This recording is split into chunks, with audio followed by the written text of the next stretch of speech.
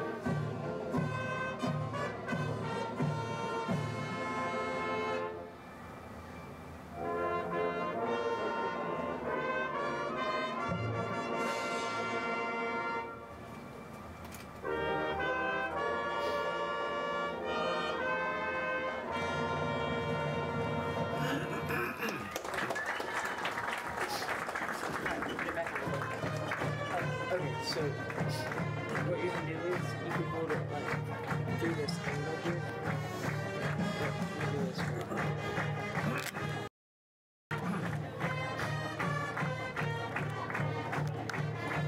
You can just hold it like this. And you, so what we do is, so this swivels it this way, back and forth. So that would do that. So make that just tight enough where if you don't touch it, it doesn't move. Same thing on this one, this goes up and down. And then do it slower than what I'm doing. That's what I do. And then, so now put it over there. Try and get it so that it comes like this. Well, 3 of the officials got the park in the parking lot probably. Like I said, it takes actually. If you have to scoot it over. It's still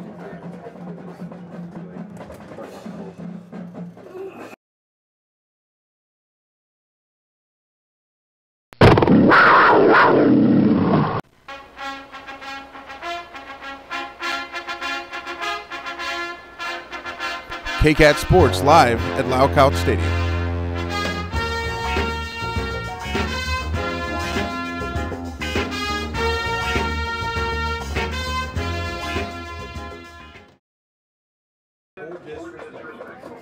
We expect all students and patrons to act in a positive manner at all high school activities.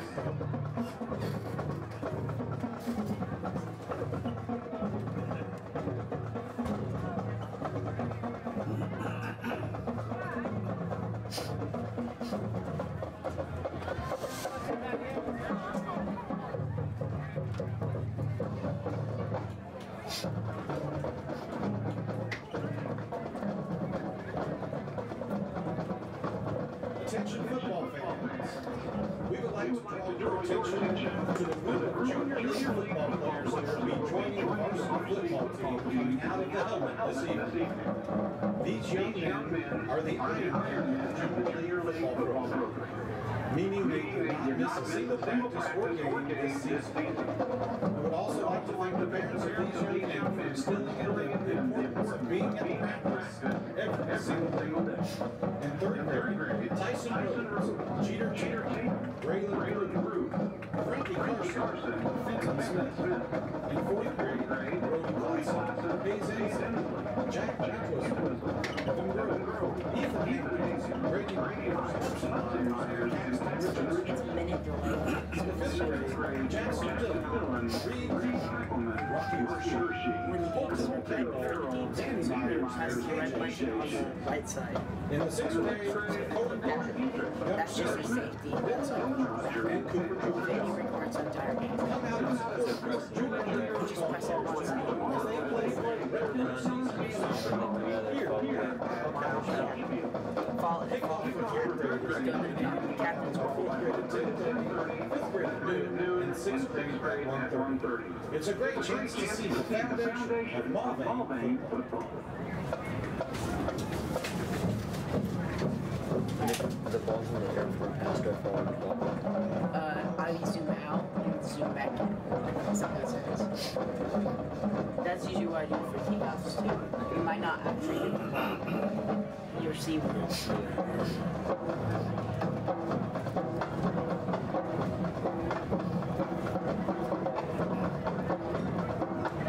Welcome to Wildcat Stadium, where tonight in Mulvane, the Wildcats take on Arc City in the postseason game.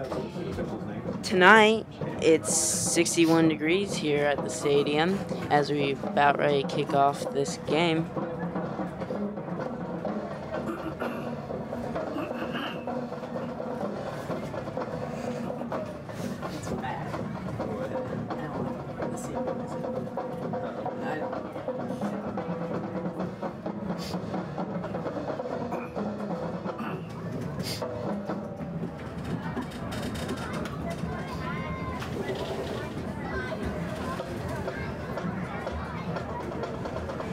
Football team will be coming out in just a little bit here. 6 minutes left to go before kickoff. Besides this Arc City Mulvane game for postseason play, we'll be keeping you on the scores for the rest of the games around the local area.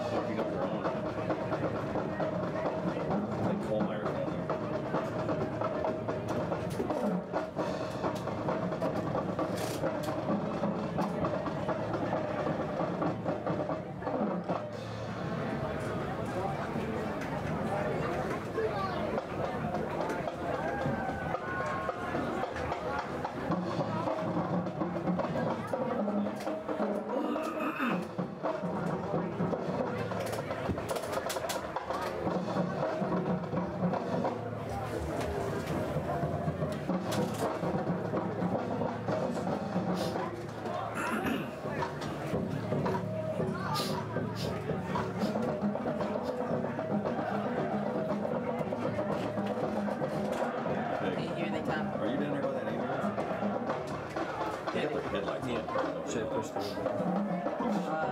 I'd wait Right. about 2 minutes. Okay. I would follow. Not these are the dudes that you're following.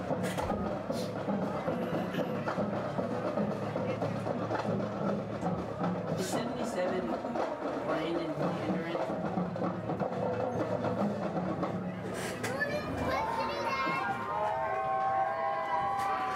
Is 77 Brandon Mandarin? I couldn't tell you, to be honest. Okay, because he's right here. I think that's him. The big dude.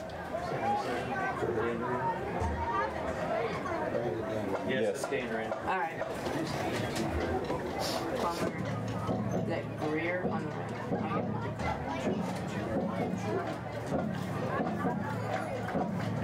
Cool. go? You want to go take a picture of his sheet? Yeah. It has the names on it.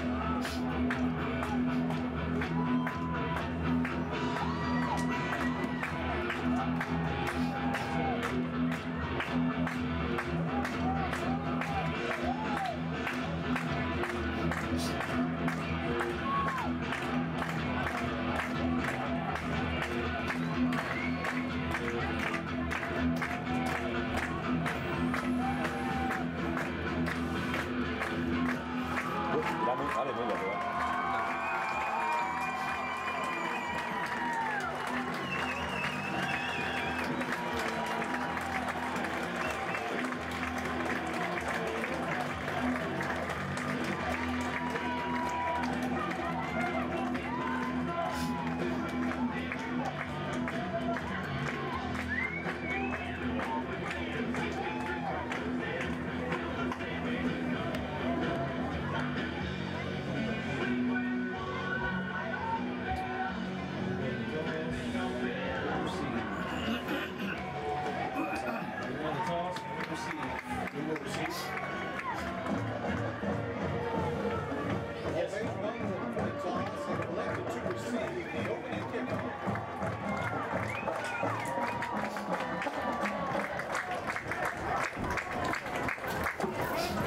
Say defer.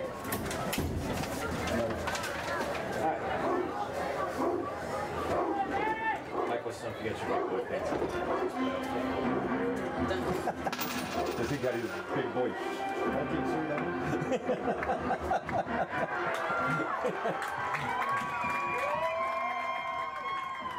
Like he can have his dad doing all the I love that.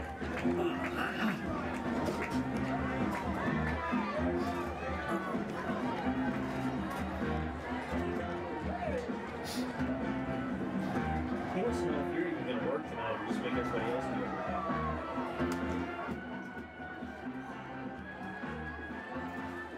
You said we deferred. We deferred. He wants to know if you're even going to work tonight or just make everybody else do it. Hit the record button. I did.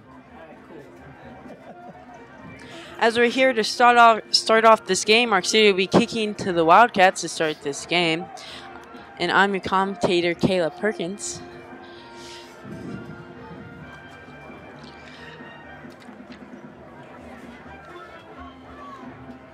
Back to receive the kick is Braden Webb.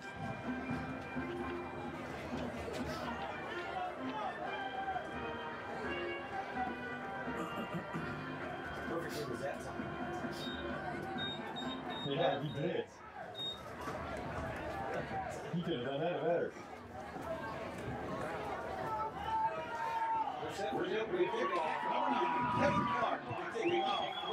Zoom out.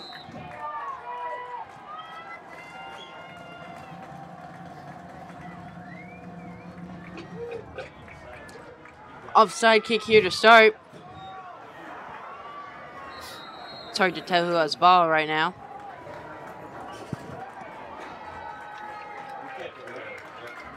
Looks like the Wildcats got the ball. So they're started out at the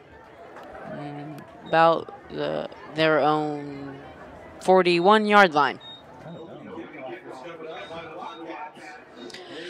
Back for the QB for the Wildcats is Tab Creekmore. He started all the games this season, and he's a sophomore. Back with Tab is Cole Diffenball, and in the slot formation is Braden Webb. Keeper with Creekmore. Creekmore gets about 2 yards on a play. He's second down and 8 on the 43-yard line.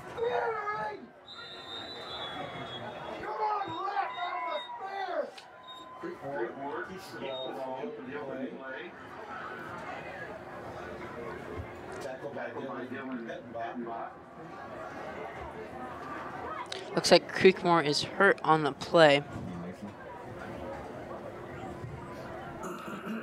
Let's see.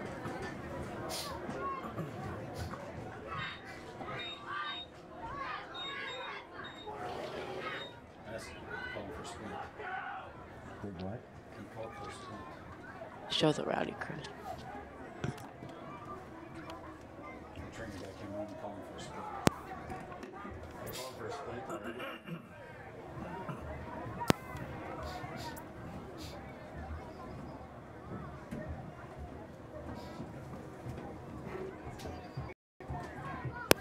That's not good. No. Yeah, the confidence. Oh, look, they got it. They got the ambulance coming. Oh, he broke his leg.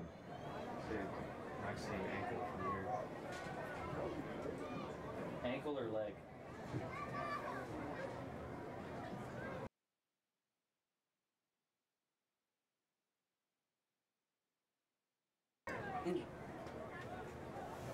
Injury timeout.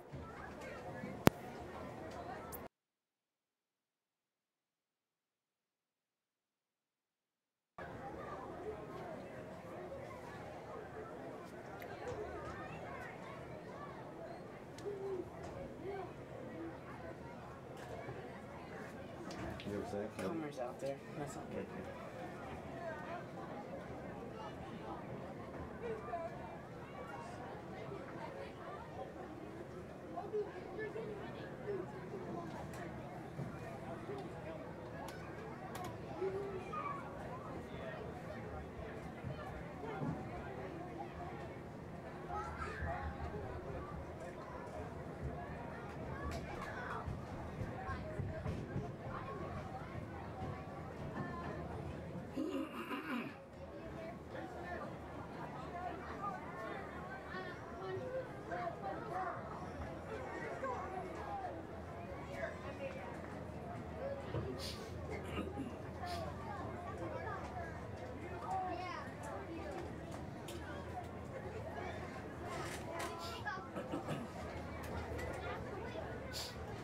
What's Cinnamal yelling for?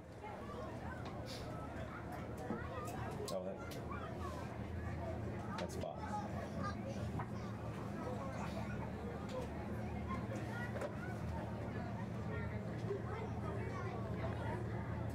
That's Creekmore's mom. Oh.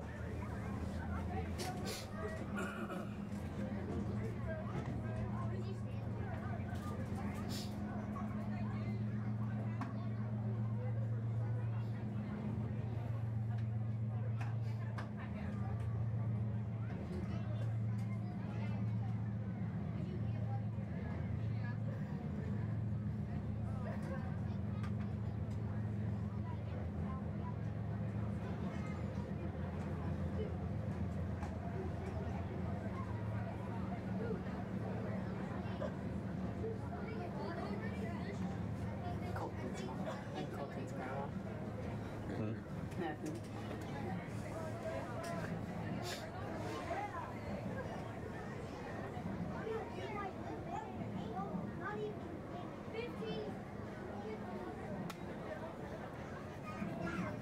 I didn't see it hit, did you?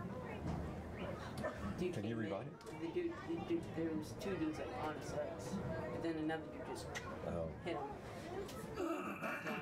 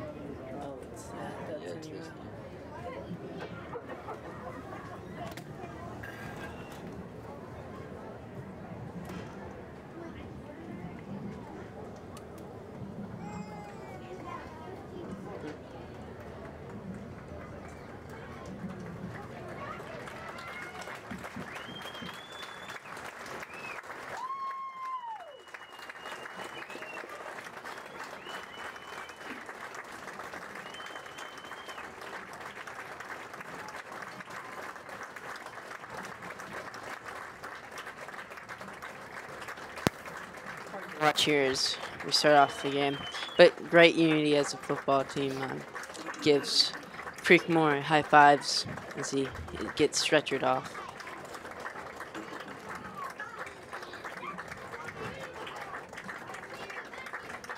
Gives you some goosebumps.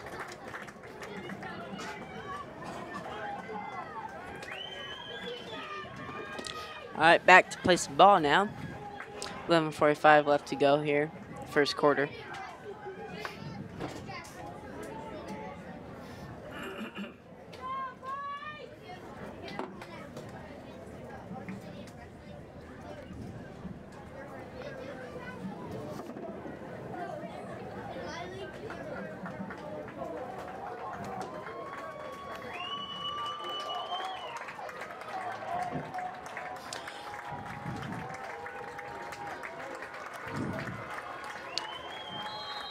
Start off here in Wildcat formation here as Cole Diffenball is going to receive the snap. Direct snap to Cole Diffenball. Runs right up the middle. 40, 30, 20, 10. Touchdown! Wildcats!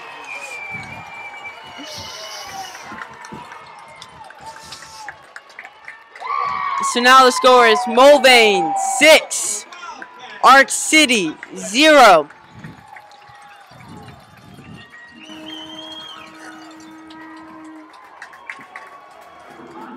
Julian Wetzel here is going to kick for the extra point.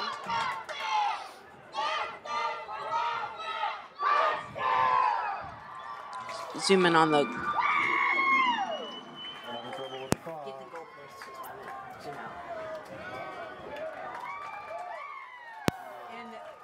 extra kick is no good.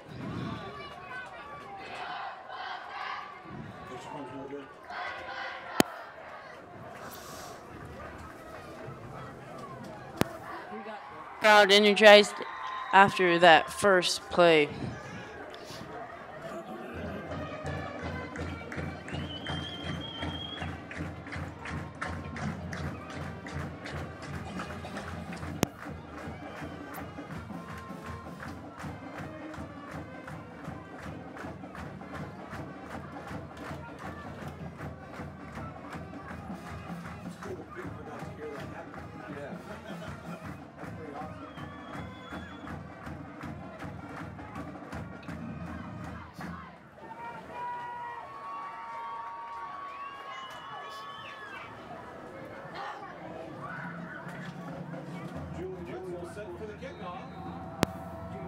Back to kick the ball to the Bulldogs. Kick goes about to the Bulldogs on 20. Bulldogs run to about their own 37-yard line, and that's where they're going to set up shop here.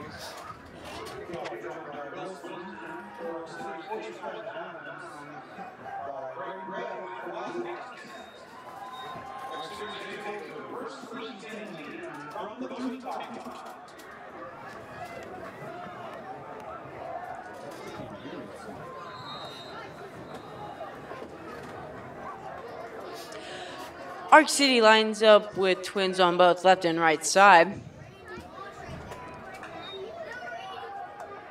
Little lob pass. The thing is caught. And looks like it's going to be a touchdown for the Arc City Bulldogs. So back-to-back scores on back-to-back plays.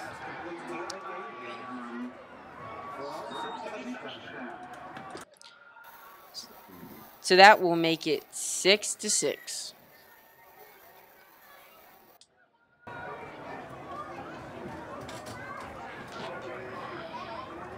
Looks like Bulldogs are going to go for, wait, nope, they're faking.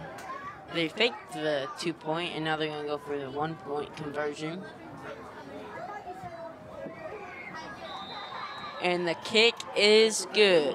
So that'll be Mulvane 6, Arc City 7, with 11:10 left to go in the first quarter.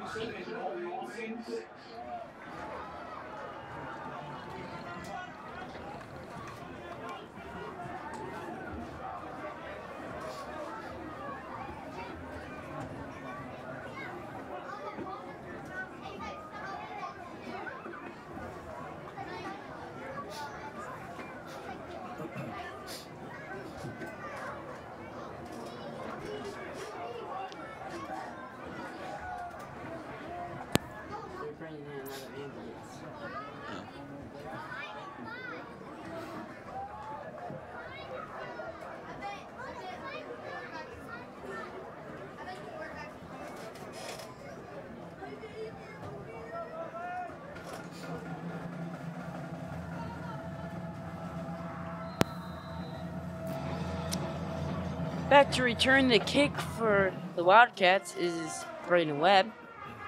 But Drew Ellis is going to be the one who picks it up. Reverse to Cole Diffenbaugh. Gets to the 50 and is pushed out around the Bulldogs' own 45-yard line. So this will be good starting position for the Wildcats.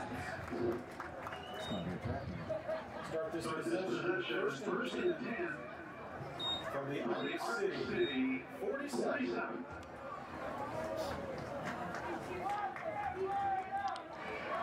Looks like Mason Ellis is going to come out here, freshman, to be the quarterback. His brother Drew Ellis is a senior and is one of the twins on the right side, number 2. In the backfield with Mason is Cole Diffenbaugh.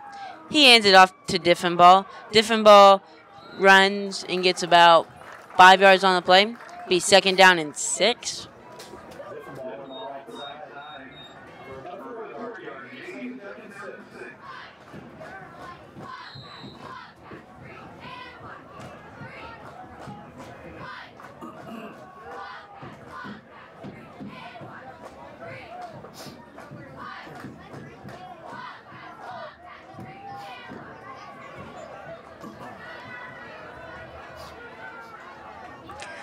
Wildcats line up with trips on the left, send Diffenbaugh in motion, hand it off to Diffenbaugh as he runs near side,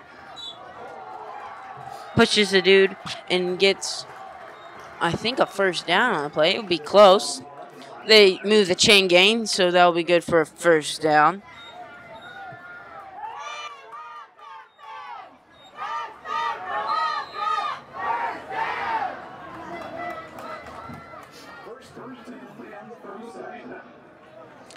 That'll be first and 10 from 37.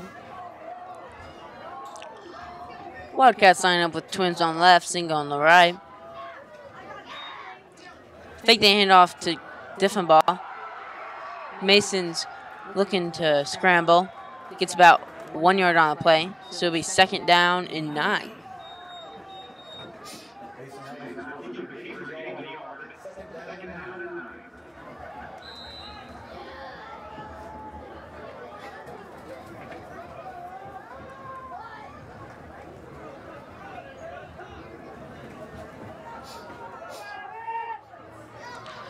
Wildcats line up with twins on the right, single on the left.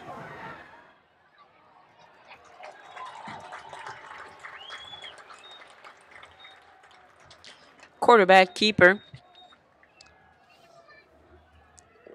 Mason tregs on and gets about 6 yards. So it'll be 3rd down and 3.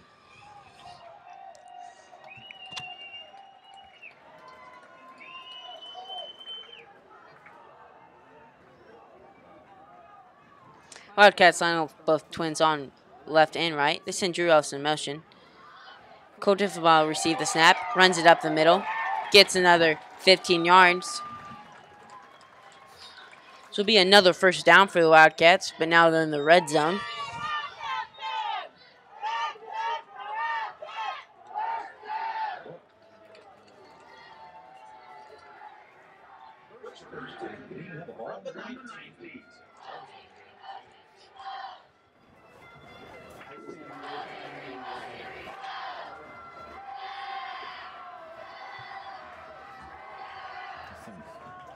Wildcats line up with twins on both left and right. Mason sets back to throw, looking deep to his brother. And there was a push on the Arc City Bulldogs. Looks like there's going to be a flag on the play.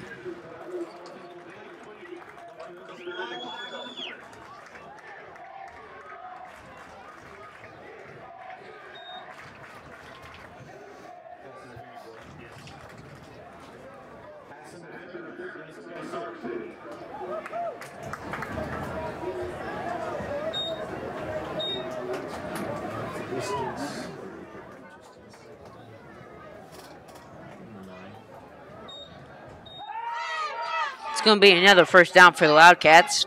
Now they're on the Bulldogs' 10-yard line.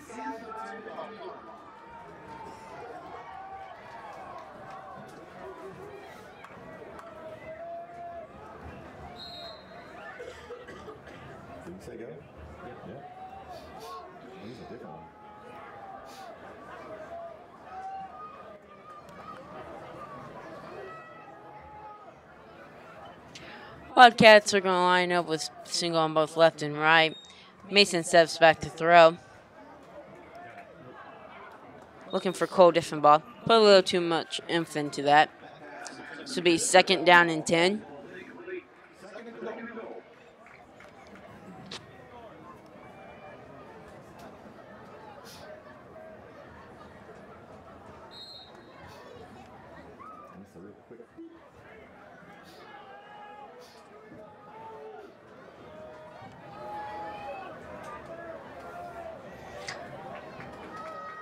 Back in Wildcat formation. Twins on both left and right. Send Drew Ellis in motion. Cole Diffenbaugh fakes a handoff to Drew.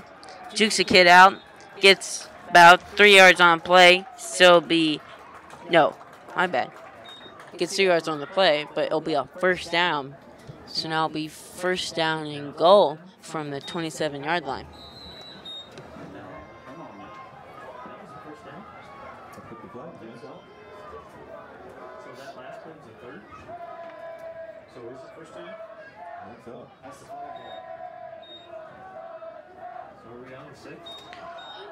The Wildcats line up with trips on the right, single on the left.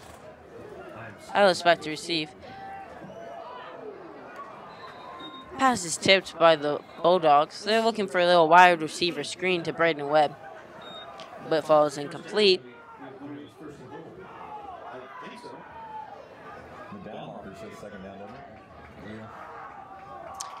So now it's going to be 2nd down and 7 to go.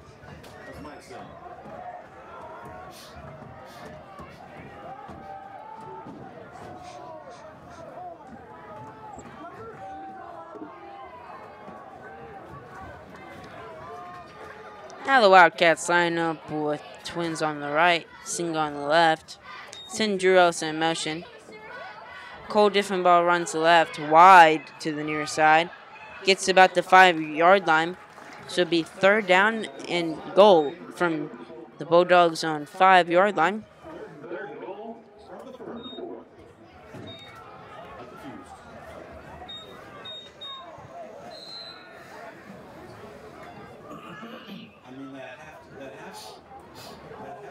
Did not make it a 1st down, but should just a play should make it a 1st down, right? Shouldn't it? I mean, it wasn't a 1st down on the pass interference? Evidently. No. Wildcats line up with twins on the left and Drew Elsher in motion. White's run to the right. Get into the pylon. Wildcat touchdown from Drew Ellis.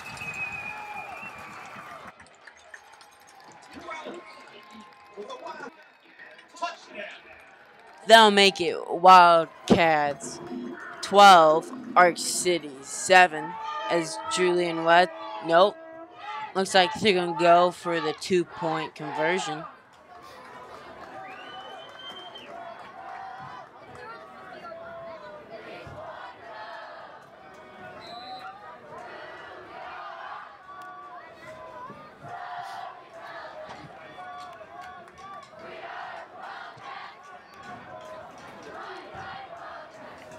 They still haven't transported him.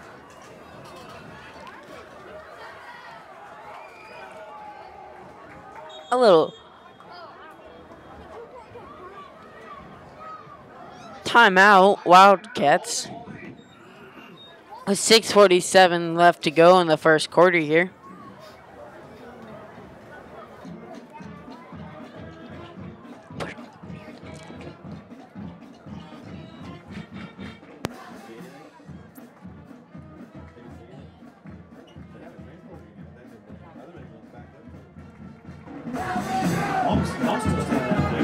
They move him to the other ambulance. They put him in that probably.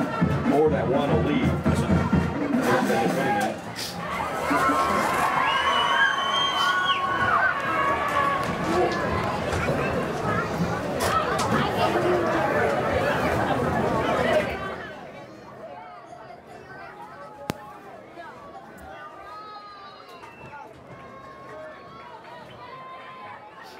Oh, so now it looks like the Wildcats line up with Jacob on the far right side by the pylon. They're looking back for Jacob. Deep throw. Tries to jump over, but it's incomplete. So that'll make it Mulvane 12, Mulvane, my bad. Mulvane 12, Arc City 7, with 6:47 left to go here.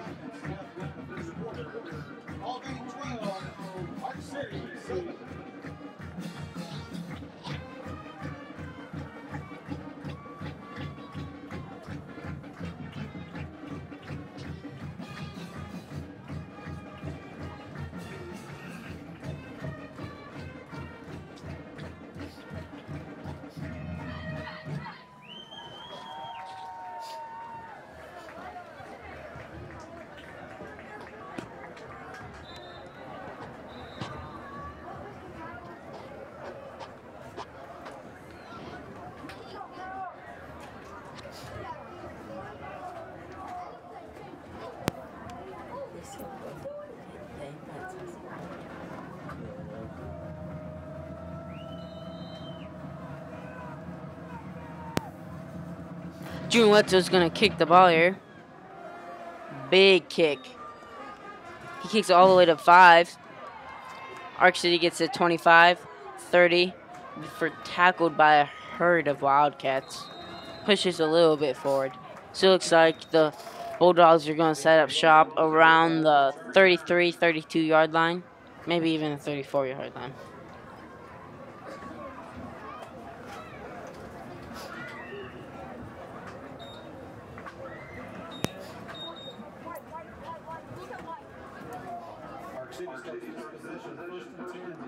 From the 34.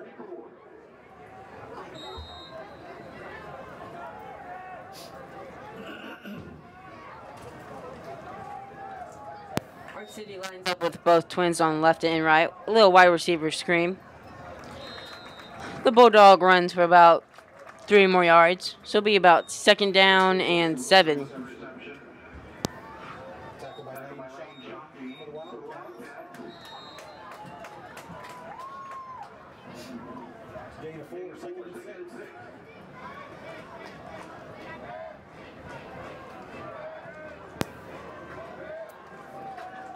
The Bulldogs line up with twins on both left and right. Send a dude in motion.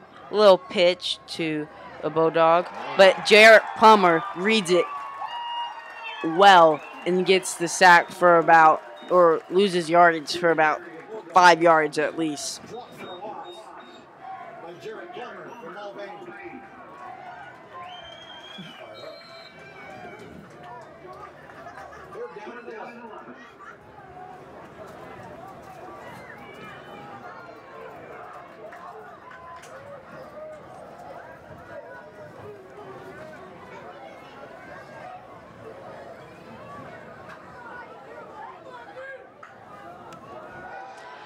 The Bulldogs set back to throw. Big, deep throw.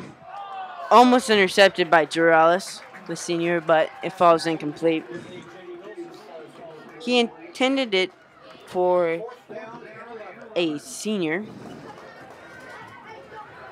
Another note about the senior QB for the Bulldogs, he's also their kicker.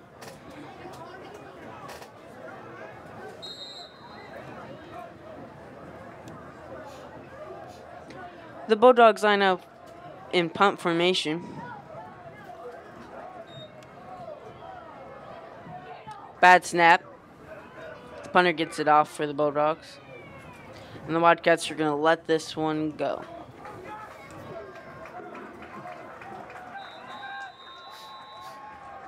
That punt rolls good on the 19-yard line.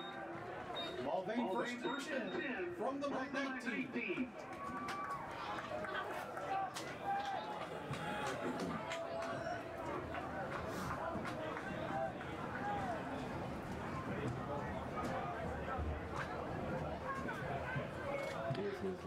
So now the Wildcats are going to set up shop on their own 19-yard line.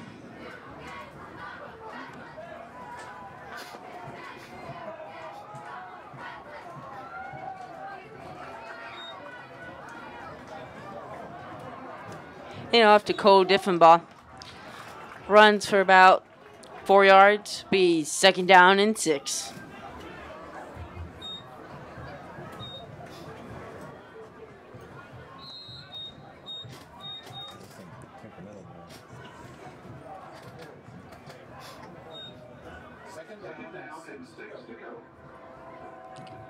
Wildcats line of twins on left and right.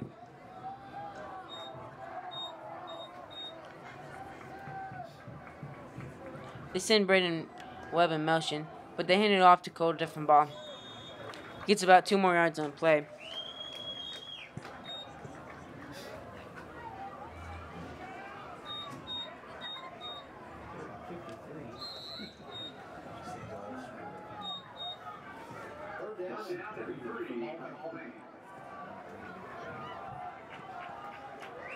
So it's going to be 3rd down and 3 for Mulvane.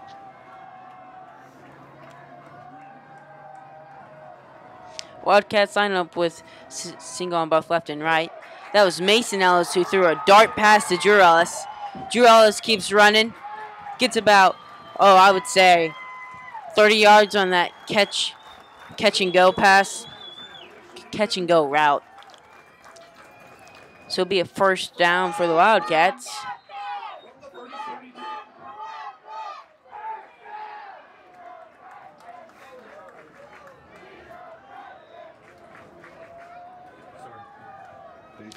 .3:30 left to go here in the 1st quarter. Mulvane 12, Arc City 7.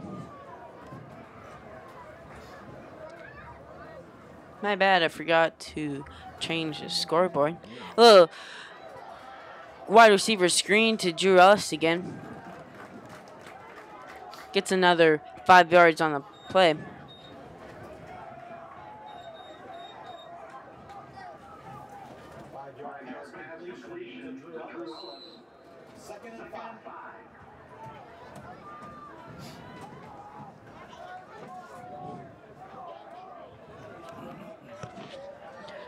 Wildcats line up with twins on the right.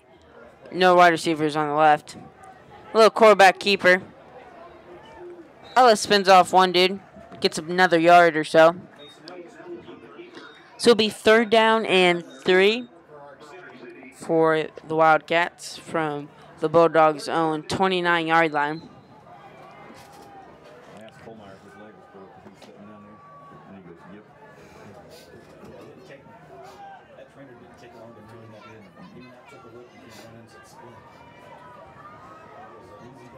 Was that an Arc City trainer?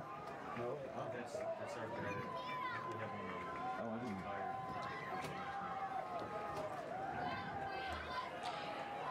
Wildcats line up in Wildcat formation, and Cole Diffenbaugh took the snap, runs it up the middle, and got about 2.5 yards. So it'll be 4th down and half a yard to go here And the Wildcats are going to go for it for Coach Meyer's decision.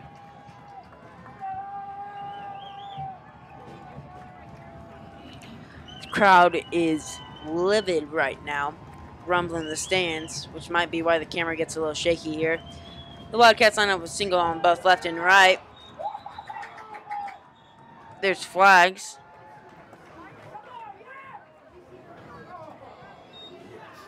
Looks like it's going to be false start on the Wildcats. So it'll be 4th down and 6.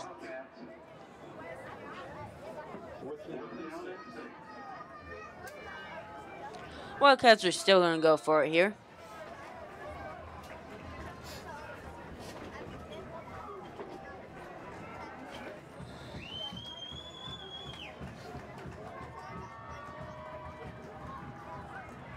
Mason looks back to throw.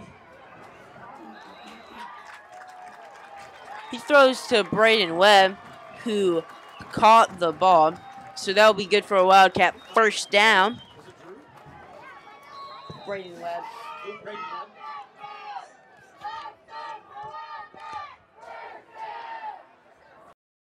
That pass completed from Mason Ellis to Braden Webb. 1st and 10 from the 25.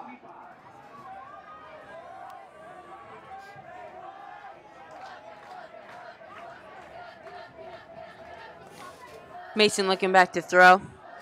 Big bullet. Oh, but it's picked.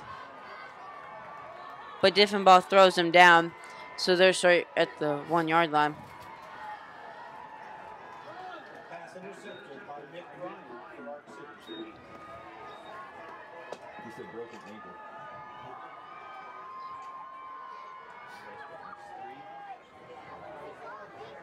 That pass was intercepted by a senior, Nick Bryant. He's a defensive back.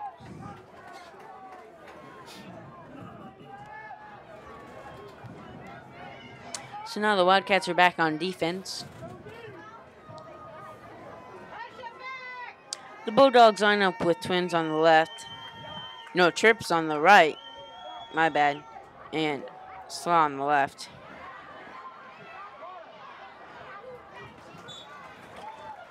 The Bulldog gains about 7 yards on the play. So it'll be 2nd down and 3. 7-yard gain. 2nd and 3.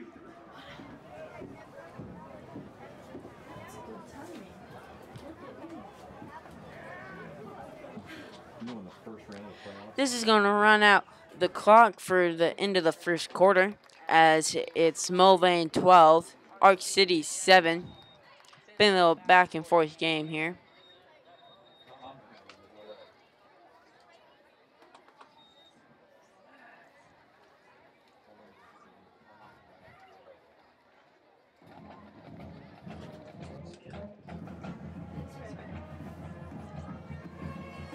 So again, a little recap of what happened. After the first play, Creekmore got hurt, starting quarterback for the Wildcats. Got taken off by a stretcher. Sounds like it's a broken ankle. Compound fracture. But anyway, Mason Ellis, the freshman, has took his spot here as the backup and playing. Along with, he's thrown a couple great passes to his brother Mason Ellis.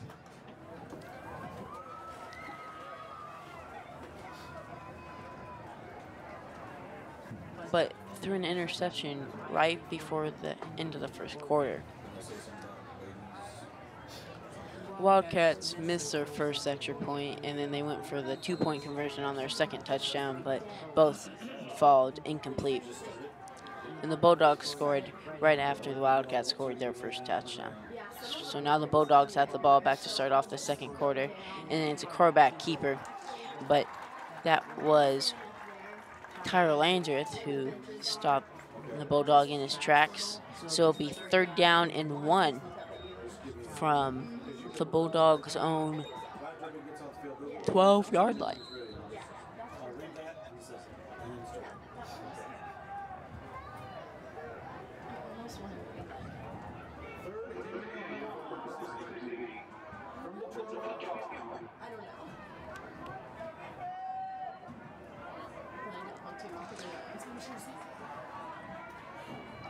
Arc City lines up with trips on the right. Little quarterback keeper, but who was that? That was Nathan Klein, who, no, my bad, Trey Greer, who stopped the quarterback in his tracks. So now it'll be 4th down and 2 for the Bulldogs from their own 11-yard line. So it looks like they're going to go into punt formation.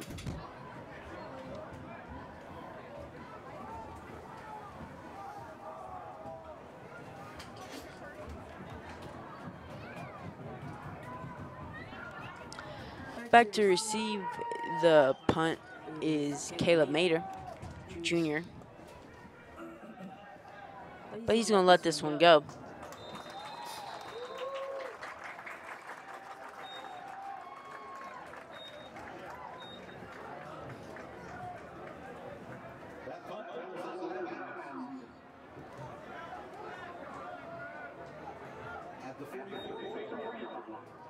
So the Wildcats are going to set up shop on the Bulldogs' own 44-yard line.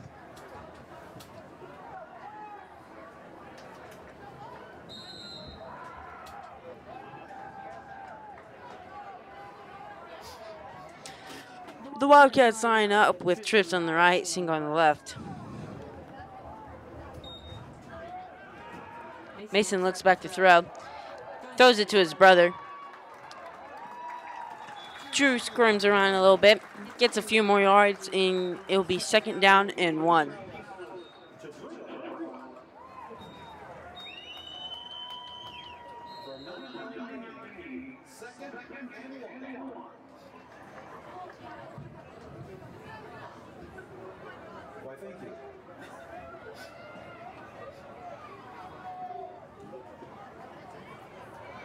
Wildcats line up with trips on the right, and off to Diffenbaugh. Looks like Diffenbaugh got about half a yard on the play.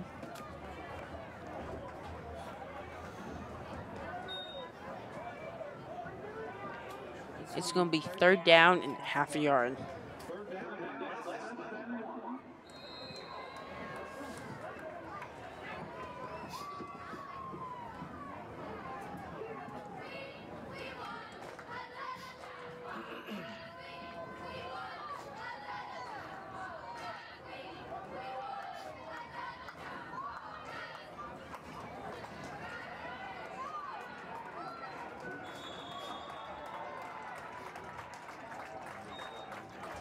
Looks like Mason got the 1st down.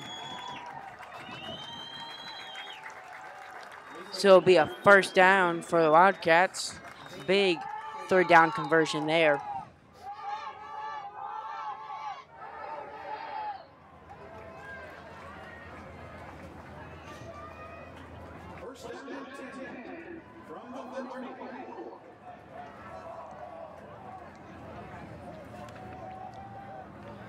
Wildcats line up with trips on the right, single on the left.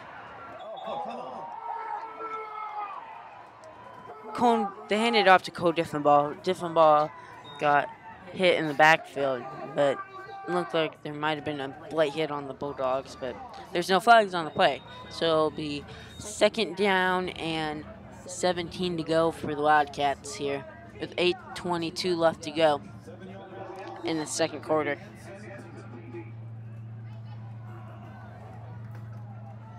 The Wildcats line up with trips on the right, trips on the left, single on the right. Mason looked back to throw, thrown to his older brother.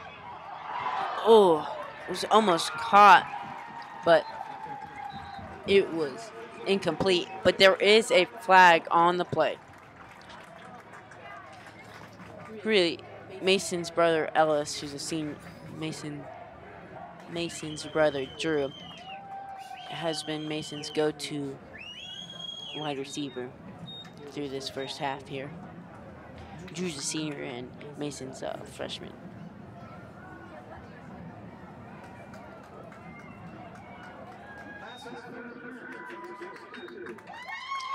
So the flag was a pass interference on Arc City, so that will make it 2nd down and 1 to go.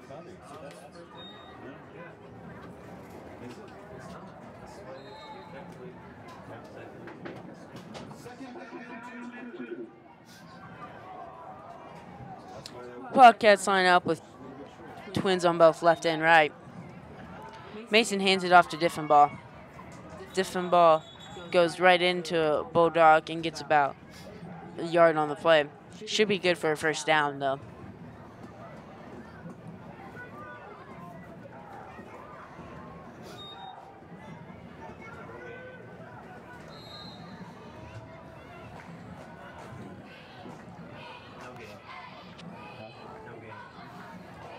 No game.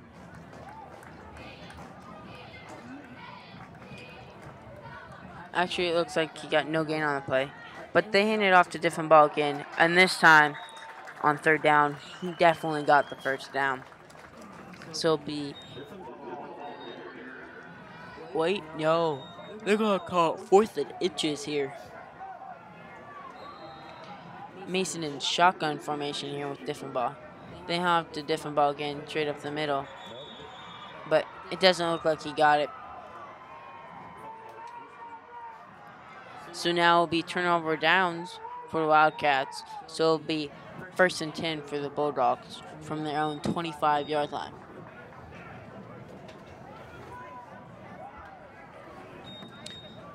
There's 6:57 left to go here in the first half. Are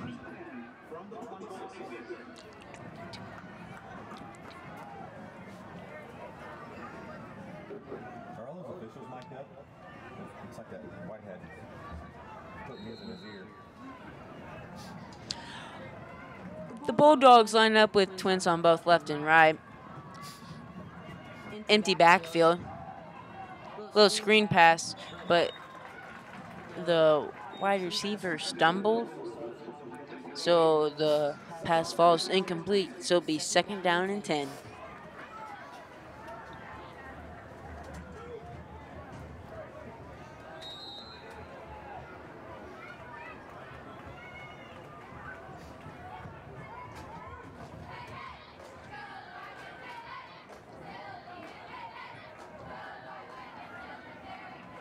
The Bulldogs line up with singles on both left and right, but they have a dude in slot and have one running back.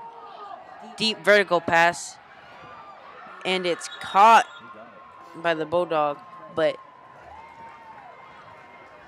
they say he got 2 feet inbounds.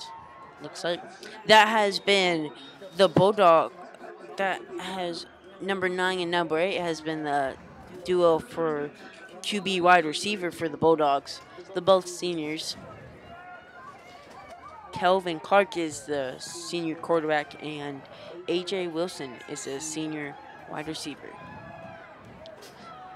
Kelvin looks back to throw again deep. This time, the pass is caught by Aaron Ivan, a sophomore. So the pass was complete and be another first down for the Bulldogs.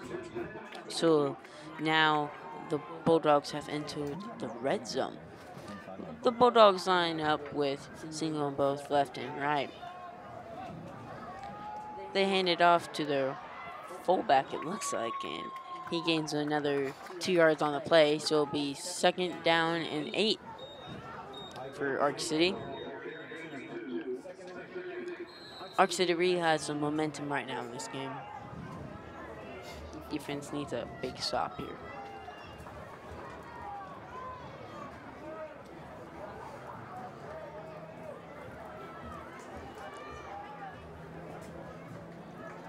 Bulldogs line up with singles on both left and right. They hand it off to their fullback. And that was a little duo tackle with Trey Greer and Blake Scott on that tackle. So it'll be 3rd down and 10. My bad. Instead of Trey Greer, it was Tyler Lansworth on that tackle. So it'll be 3rd and 10 from the Wildcats' own 20-yard line. The Bulldogs line up with twins on both left and right. Empty backfield here. Stadium's rumbling. The Wildcats need a big stop here.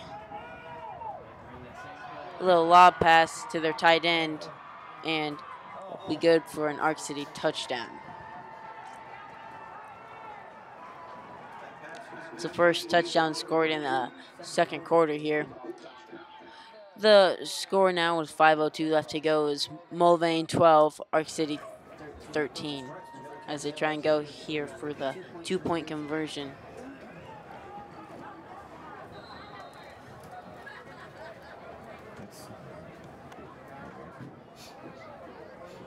I'm there, brother. The Bulldogs faked the 2-point conversion, and now they're going on a single point, and it looks like the kick is good for the Bulldogs. So now it will be Arc City 14, Mulvane 12.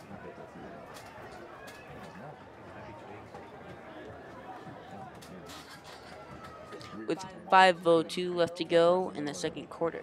Make sure to stick around for the halftime performance and halftime report here. We'll talk about all the scores from the local games around and what games you need to know about. Plus the band will be performing. So stick around.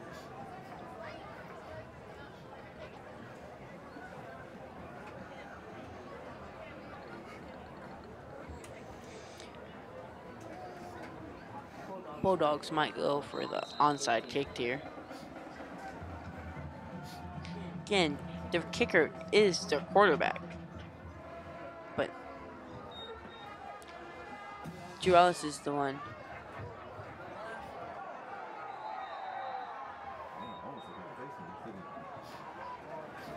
So the Wildcats try to get the trick handoff there for the kick return, but Bulldog reads it, and Colton ball is tackled at the 20-yard line. So the Wildcats will set up shop from their own 20.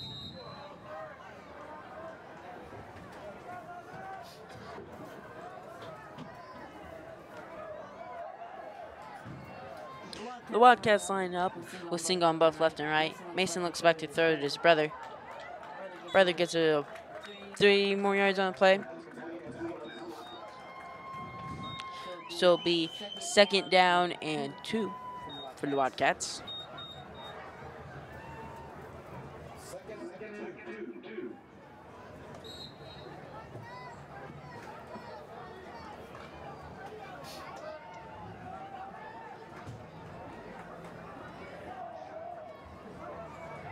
The Wildcats sign up with singles on both left and right. They hand it off to Cole Diffenball. Diffenball gets a 1st down and gains another yard on the play, so gains about 4 yards on the play. So it'll be 1st down and 10 for the Wildcats from their own 31-yard line. Clock's ticking here with 4:30 left to go here in the first half.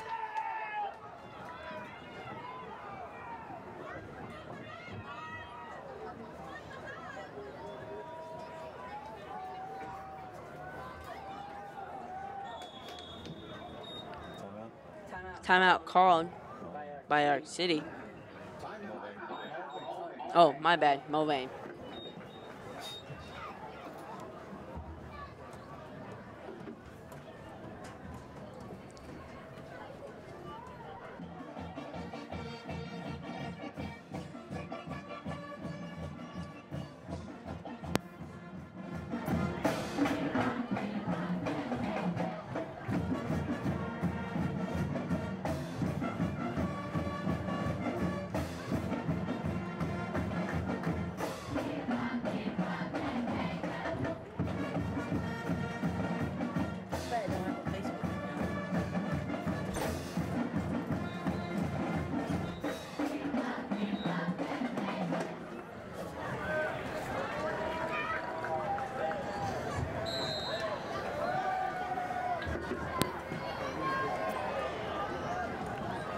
Wildcats have single on both left and right.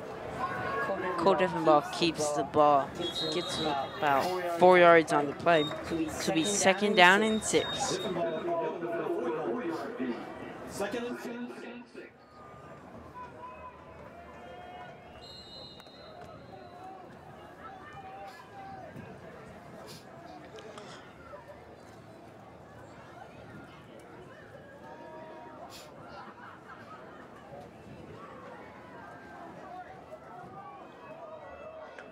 Wildcats line up with single on both left and right.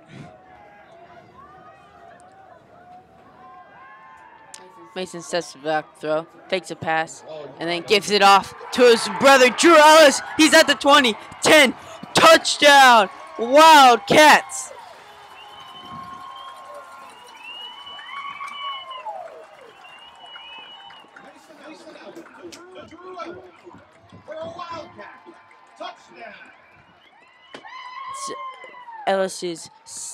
Drew Ellis's second touchdown of the night. Now the score is Wildcats 18, Arc City 14.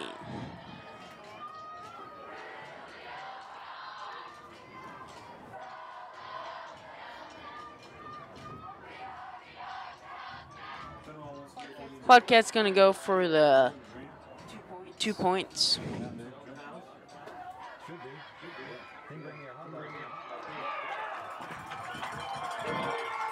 Remarkable catch by Drew Ellis, again from Mason Ellis. Those two brothers there going back and forth, throwing to each other multiple times. So that'll make it Mulvane 20, Arc City 14, with 3:36 left to go here in the first half.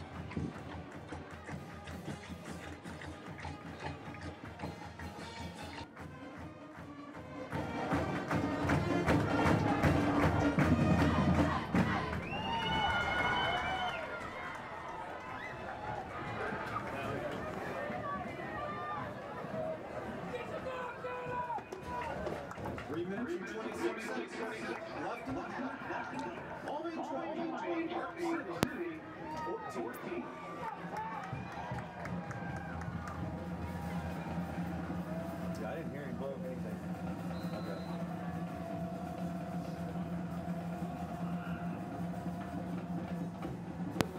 Okay. Kick it here. Kicks about 15. Oh, the Bulldog drops the ball, but recovers. Gets to 30, running to the right side. Gets to about the 40-yard line before tackled by a herd of Wildcats. Wilson with the kickoff return for Arc City. First and 10 from the 38. Should be first and 10 for the Bulldogs from their own 38-yard line.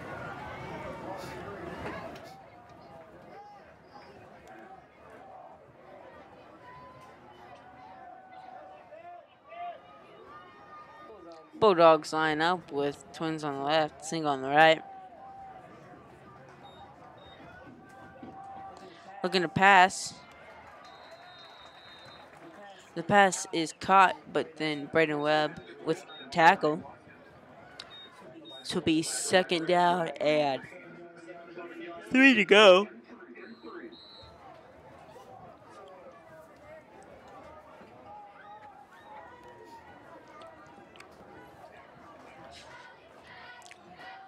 The Bulldogs line up with twins on the left, single on the right.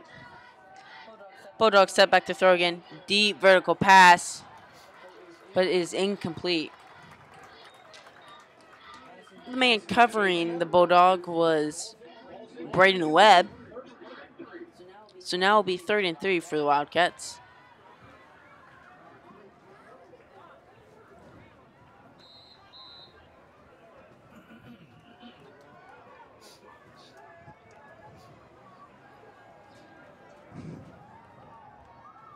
No, my bad. 3rd and 3 for the Bulldogs, with 2:37 left to go in the first half. The Bulldogs line up with Twins on the left, single on the right. Fake the handoff. Big Wildcats blitz, but don't get to the quarterback in time, and the Bulldogs get the first down.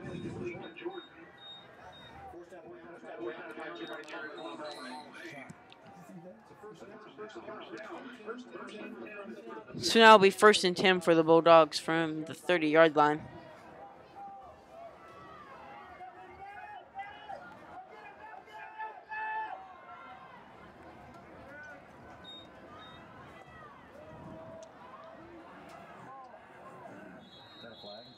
Bulldogs run up the middle. There is a flag on the play.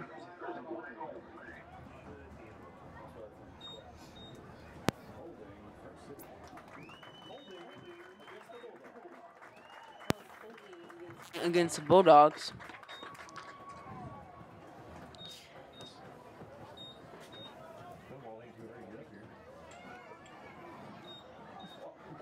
They'll throw him back another 10 yards, so it'll be 1st down and 20 from the Bulldogs zone 20-yard line here. The Bulldogs line up with Twins on the left, single on the right.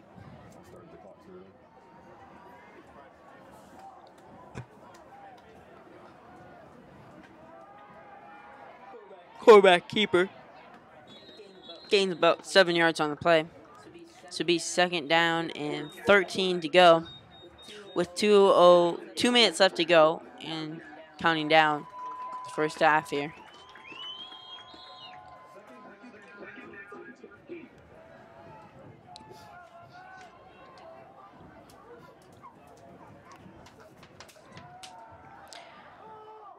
Bulldogs looking back to throw.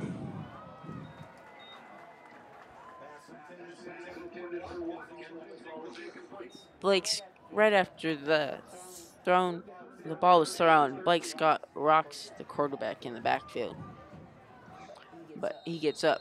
So with 1:40 left to go, it'll be 3rd down and 13 from the Bulldogs on 47-yard line.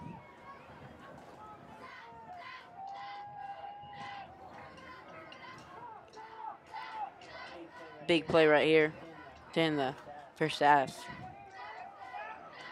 The Bulldogs line up with Twins on the left. Twins on the right, single on the left. Blake Scott's looking to get the QB, but the pass falls incomplete. So it'll be 4th and 13. Question is, will the Bulldogs go for it or not?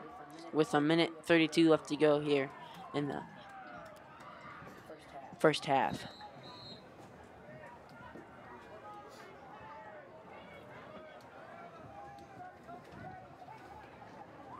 Looks like the Bulldogs are gonna come in pump formation.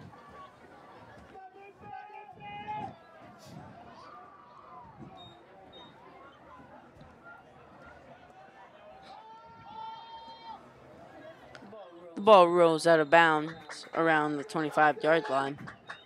With 1:25 left to go here, the first half.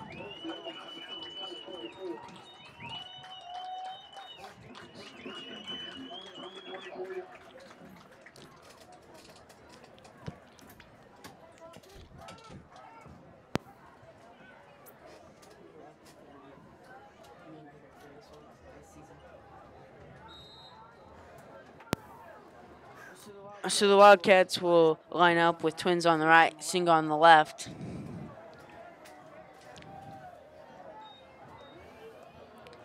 Mason hands it off to Diffenbaugh.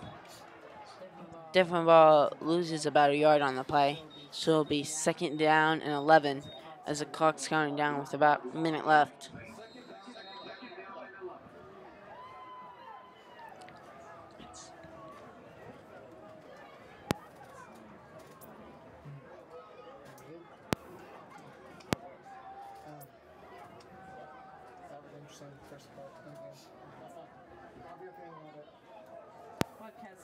Line up with Twins on the right, single on the left. Bad snap, but looks like the Wildcats are going to recover the ball.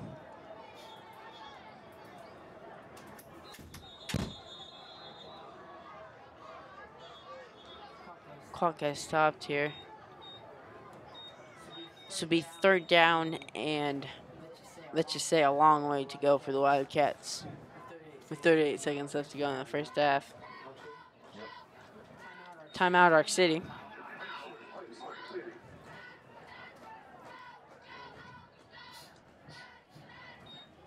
Members, stick around for halftime here as the band will perform, but before the band, we have a little halftime update as we say all the local scores from around the local area and the Coffeyville El Dorado game, which the winner of this game goes to play.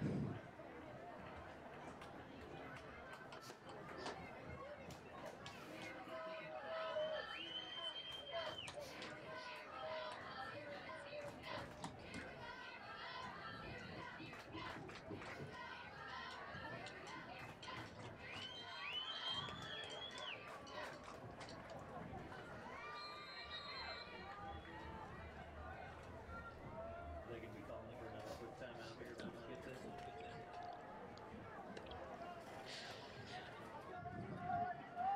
Wildcats line up with single on both left and right and have Braden Webb as a slot on the left side.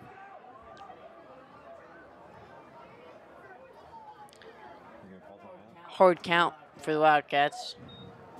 Doesn't make the Bulldogs flinch. Diffenbaugh runs it up the middle. Gets it 20, 25, keeps going. Gets to about the 30-yard line. Clock's running. 28 seconds left to go. After the third down and 24, Diffenbaugh made it fourth down and 3. Diffenbaugh has had some great runs tonight.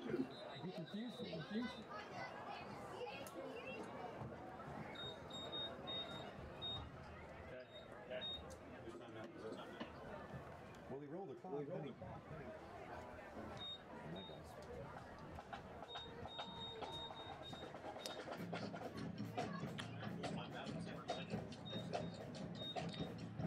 Refs call a timeout. My bad. Arc City calls a timeout with 15 seconds left to go here. Looks like the Wildcats are going to go for it.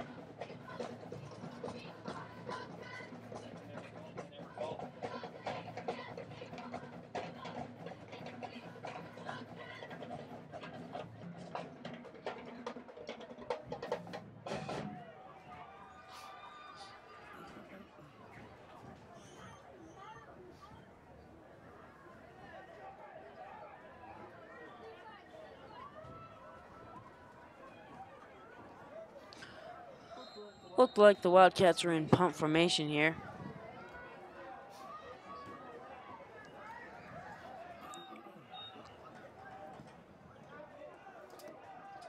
High punt.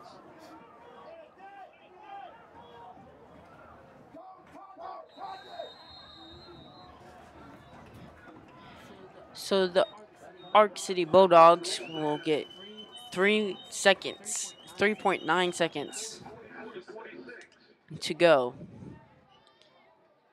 in the second quarter here.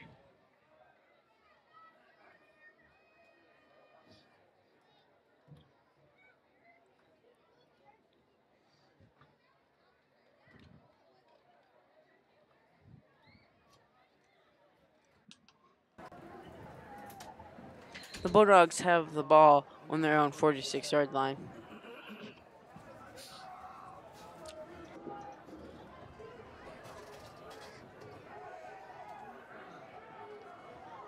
Bulldogs line up with twins on the right, single on the left. They got one running back. They're looking back to throw, but it's batted down by Wildcat number 12, Gage Gerlach. That will be the end of the first half.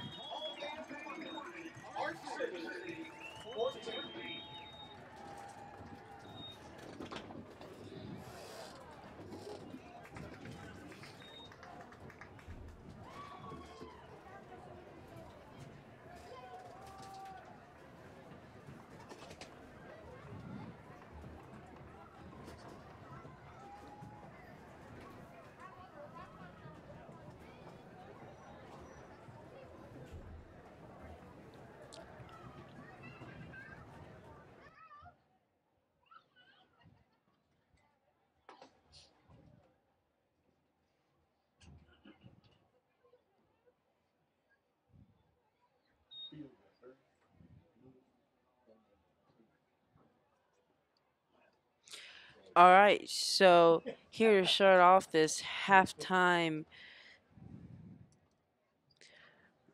game, we're first to start off with some of the scores from the games around. Coffeyville 16 6. I have a special Coffee. treat He's got for you all tonight. Enjoy. Coffeyville 16, El Dorado 6. The big game we're going to start out with is that the winner of this game goes to play the winner of Coffeyville against El Dorado. And right now that game's at halftime. Coffeyville's up 16, El Dorado 6. We also have scores from around the league or division. And for that we have, let's see here. We're trying to find the scores here.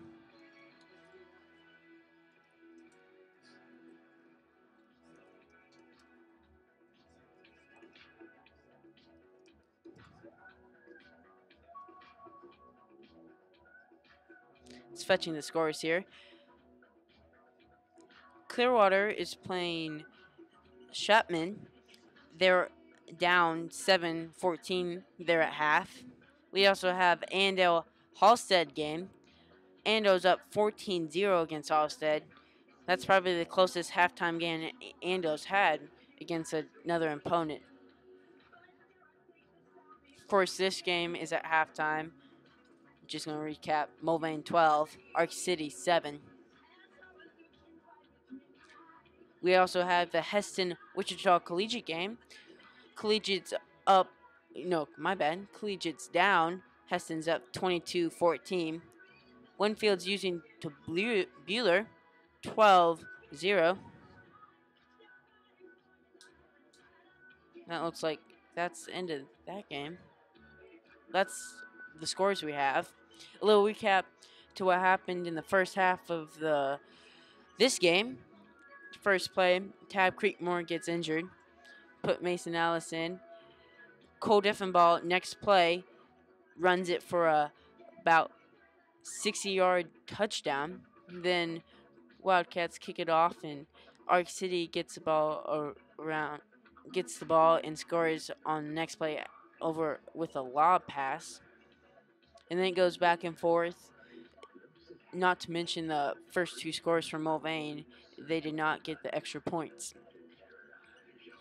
But it's been a passing game mainly with Cole Diffenball on the side a little bit, but he's been also running the ball quite a bit. But Mason Ellis, the freshman who's been filling in for Tab Creekmore after he got hurt, has been mainly throwing to Drew Ellis, his older brother, who's a senior. And then also for Arch City, their quarterback's a senior, and he's also the kicker, but he has a friend who's also a senior that he's been who's been throwing to a lot. So that's about what we got for halftime. Band's going to come out in just a little bit, but right now the Classic Cats are out, so we'll throw it to the Classic Cats. We can't have the sound though because we'd get copyrighted.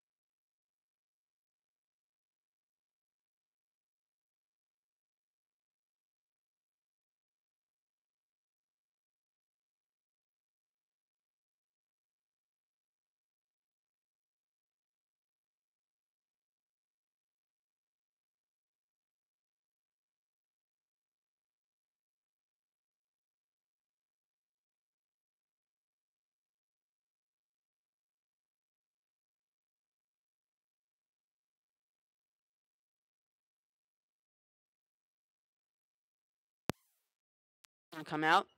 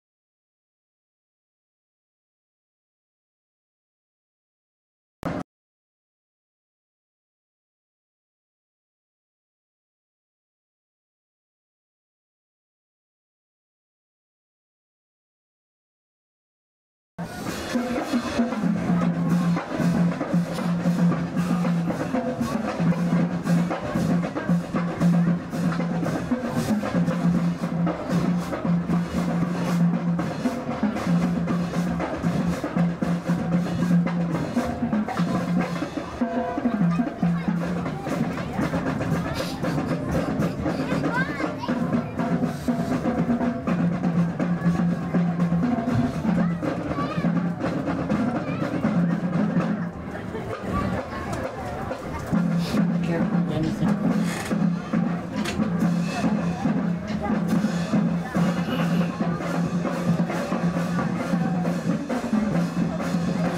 Burgos, if you want to do anything Do it now. after the van's done, you can do it. All you have to do is flip the switch and turn that blue knob down. Bottom blue knob down. You have it. Is it on the front? Alright, switch to the front. Click that button. Click it. This one now? Turn the bottom one down. If you have to leave it when I'm out, it's fine. Just run the middle. Alright, I'll go out with you.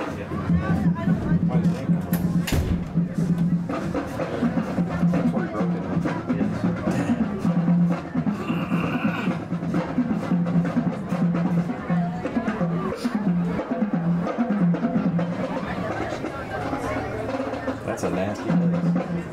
That's probably better than nickel, though, isn't it?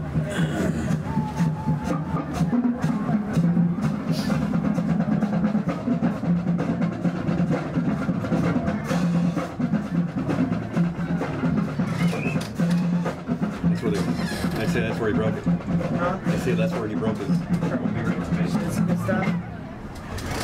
Huh? I doubt he's ready for baseball. No. No. That's too bad. Hey, they play now. First play of the game.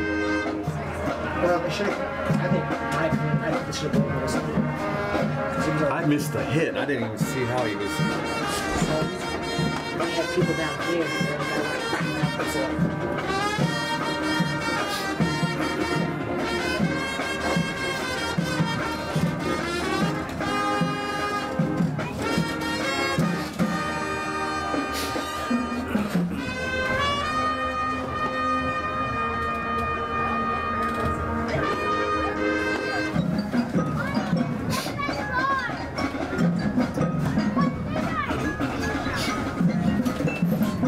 Yeah, it's record time.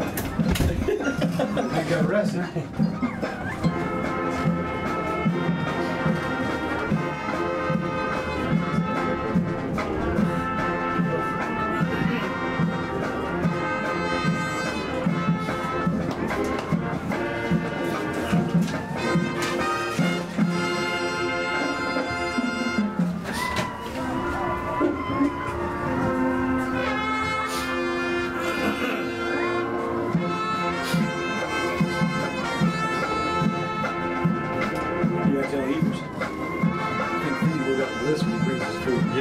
Yeah. That might forgive all the no clock turnaround thing and everything. I went into Doug's office today, right before I left. Because he had those tickets sitting on his desk. And when I went in there today, they were gone. So Christian probably. The gate Nazi.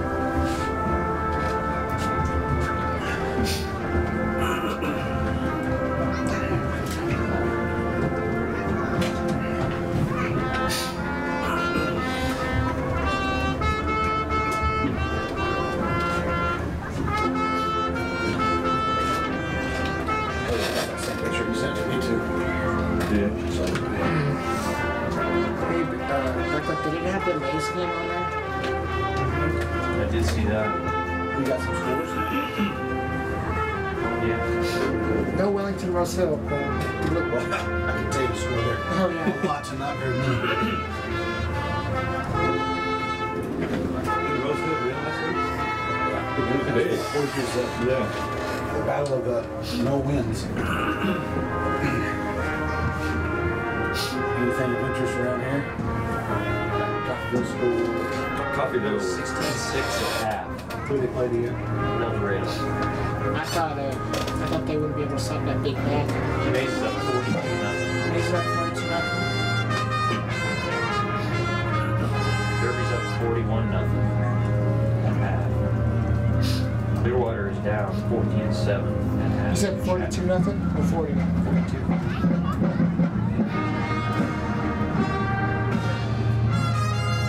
Legion's down to Heston 22-14. That's a Cleveland.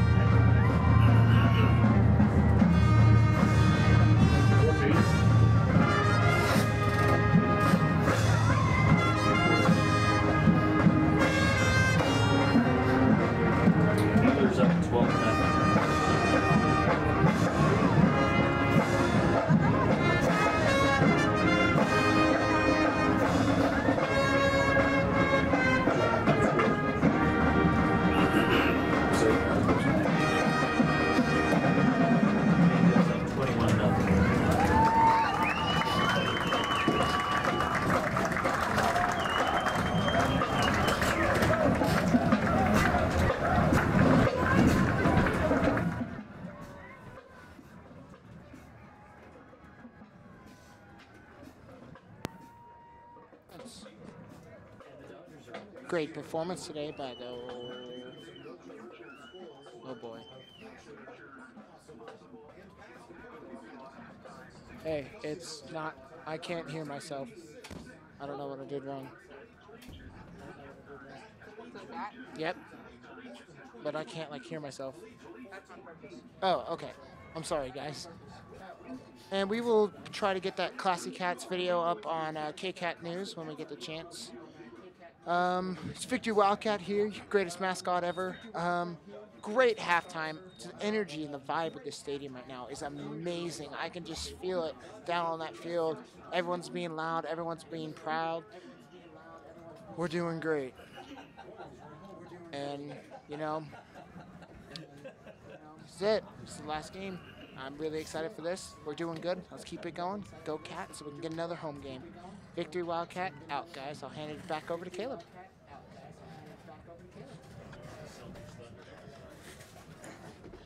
Thanks, Burgos. As he was saying, though, if we win this game, we still are at home.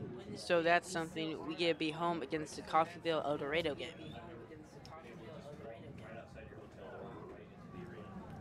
Oh, wow. You know, the last, we went to that March Madness 5 years in a row. And last year that they were there, we stayed at City Center, right across the street there. That was awesome. We walked out the door. Are you going to sit in that chair? Yes.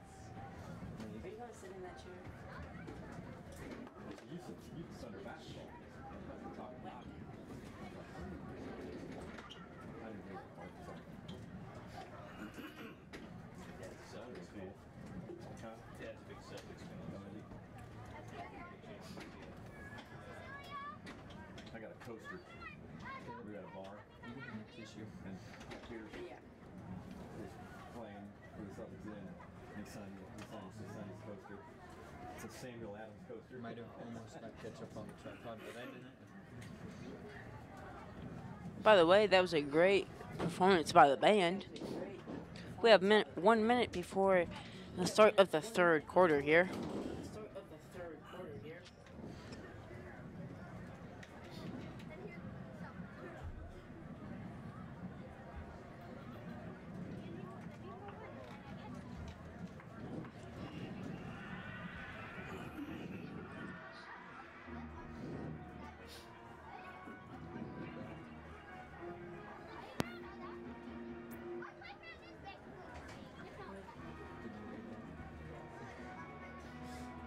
What are you gonna say?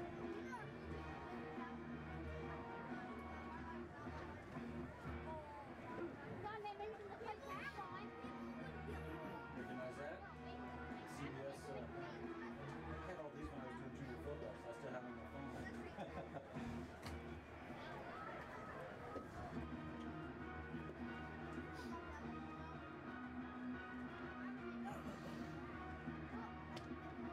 If we get copyrighted because of that, we had to stop the Classy Cats, so...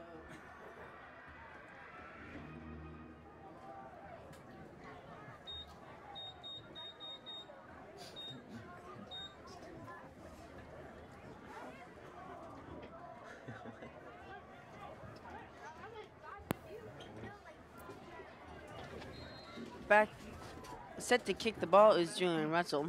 And just a little reminder, we did record the Classy Cats, just we can't play it or we get copyrighted. So we will post that once we get it uncopyrighted. And Andrew Burgos does not work at Dillon's, and neither do I. Burgos, though, does work at Chick-fil-A, and it's a Chick-fil-A cow. So, that's out there.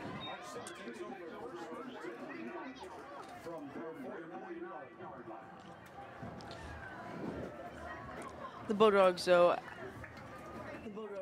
caught the ball and ran to till the 49-yard line. They're on 49-yard line here to start off this third quarter.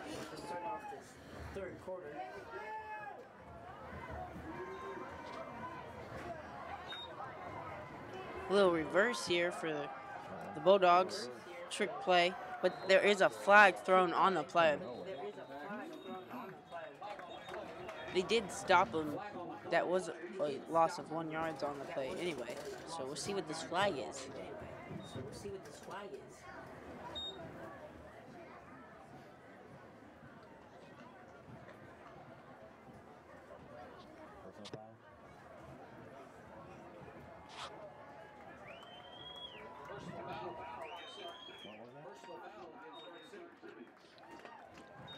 There's a personal foul there against Arc City. Oh my god. First down and a lot of yards.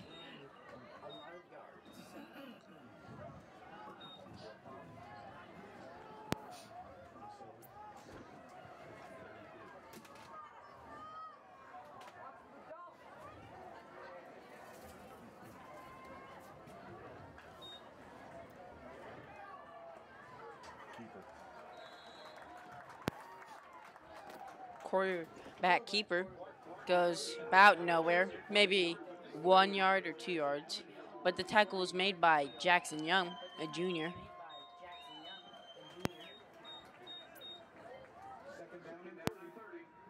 .30. Bulldogs line up with twins on the right and twins on the left. They go a hard count. No one jumps. Looking back to throws the Bulldogs. Vertical pass. Barely overthrew the receiver, which the pass was intended for. So it'll be 3rd down and 30.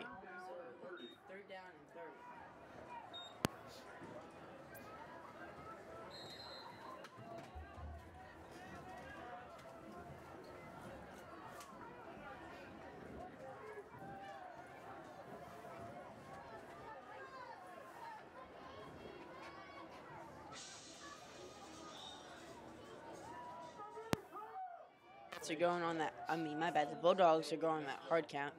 They line up with twins on both left and right. QB scrambling, deep throw.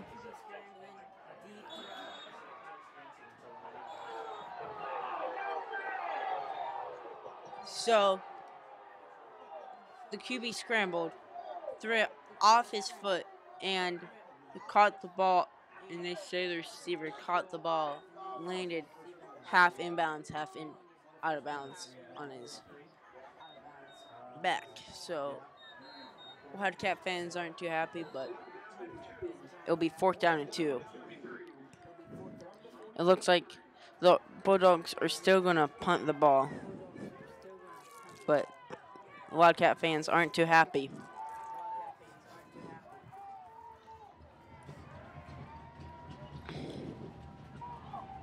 They faked the punt, but Jarrett Plummer, was all over that, senior captain for the defense. And so the Wildcats will take the possession from their own 43-yard line.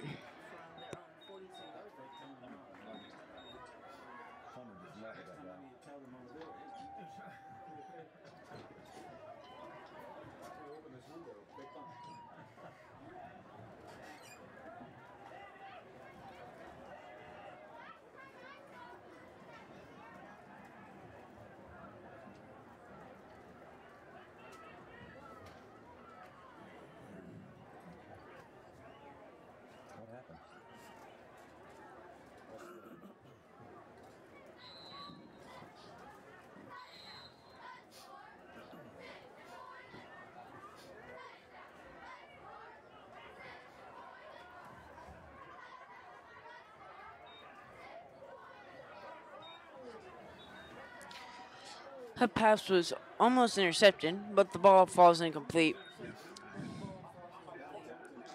So it'll be 2nd down for the Wildcats. 2nd and 10 for the Wildcats.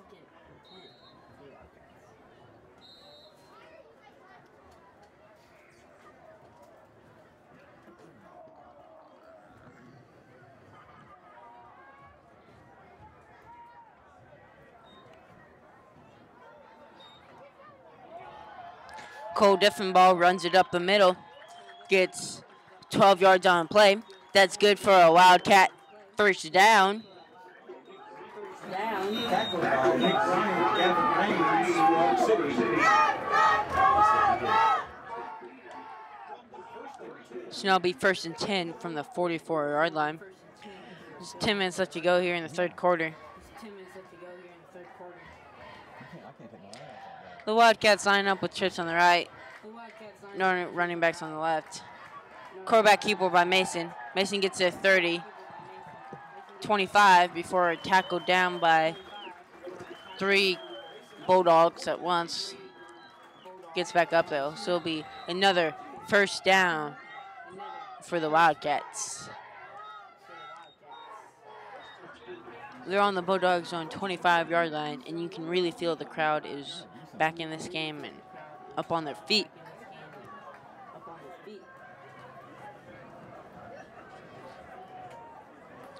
Wildcats line up with trips on the left, Sing on the right.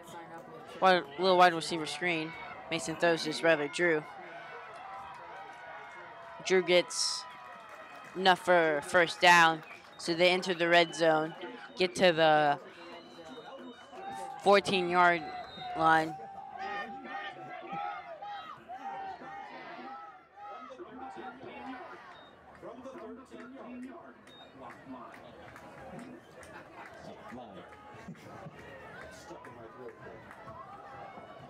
Wildcats send it off to Diffenbaugh.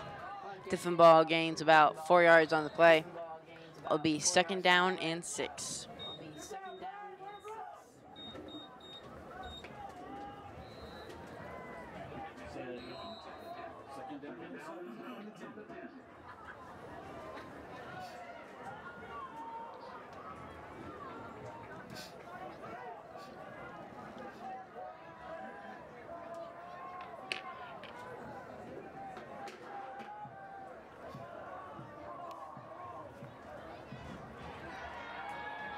Mason throws to his older brother, Drew, and that's good for a Wildcat touchdown as he does a little spin move.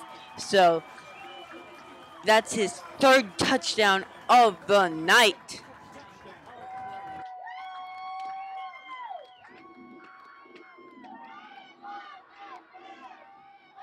So now it's Mulvane 26, Arc City 14.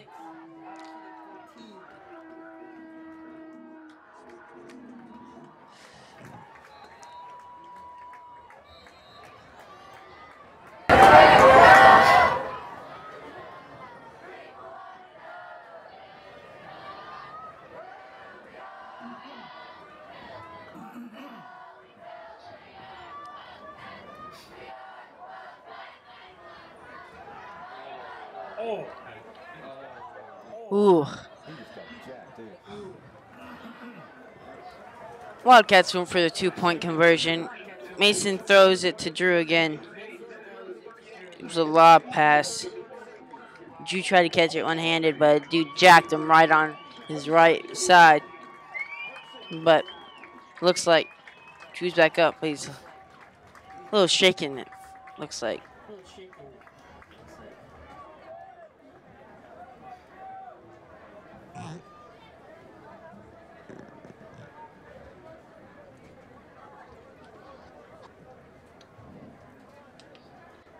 So right now the score is Mulvane 26, Arc City 14, with 8:38 left to go in the third quarter.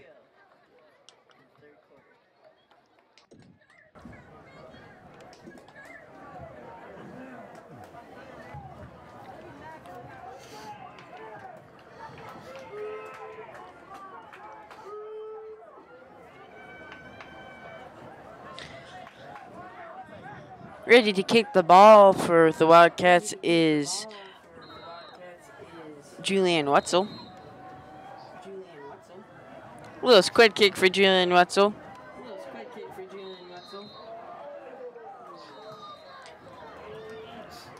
The Bulldog tapped the ball in there, but recovered and fell to the ground. So it looks like the Bulldogs will start with the ball on their own 34-yard line.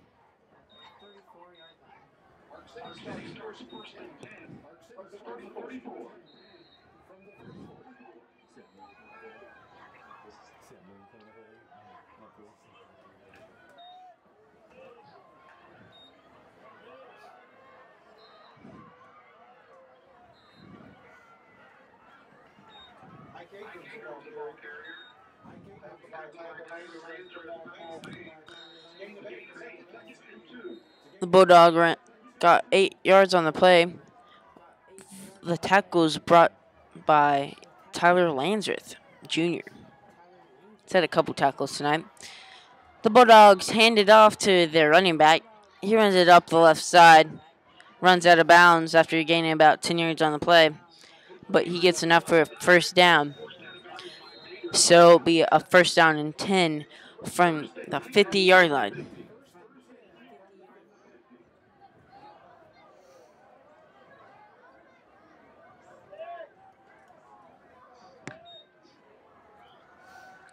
Bulldogs fake the handoff, looking to throw deep. Mayer had the ball, tipped the ball, but the receiver still caught the ball. So the pass is complete, and that will make it another first down for the Bulldogs. Now the Bulldogs are on the Wildcats' own 36-yard lines. Bulldogs hand it off to the running back again. There is a flag on the play.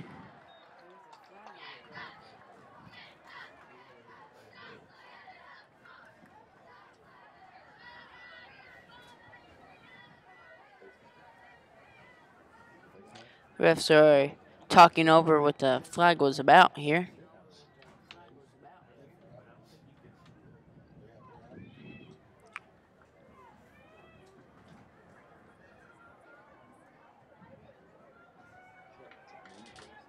Looks like it's going to be a face mask on the Bulldogs.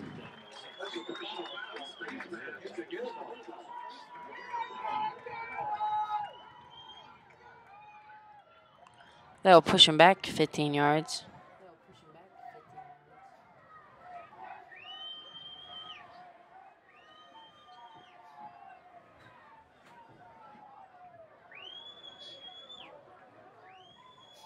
It'll make it first down and 23 to go for the Bulldogs.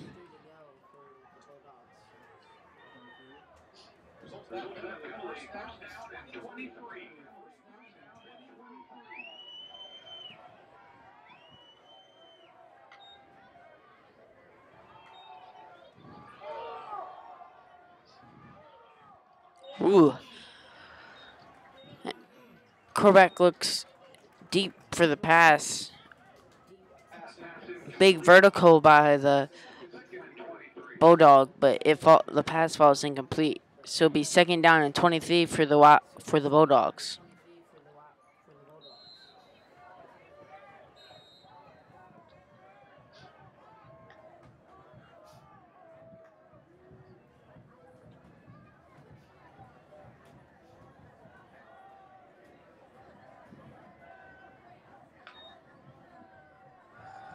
Bulldogs looking deep to throw, and it's tipped by Nathan Klein.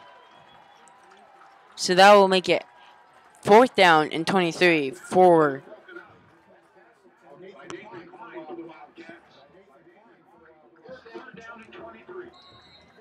now make it third down and 23 for the Wildcats here, for the Bulldogs.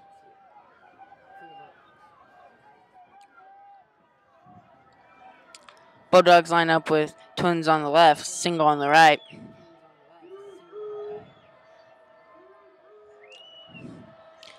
They also do have one running back in the backfield. Looking back deep to throw is their senior quarterback. The ball is batted down by Nathan Klein. That'll make it fourth down and 23. Arc City is not happy about the way the refs called that. There's 7:20 left to go, by the way, here in the third quarter. Be fourth down and 23 for the Arc City.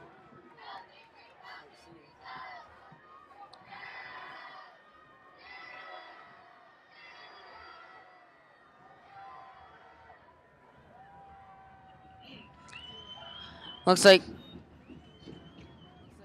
City is going to punt it. Looks like the Wildcats aren't going to touch it. And so it looks like they're going to set up shop around their own 22-yard line.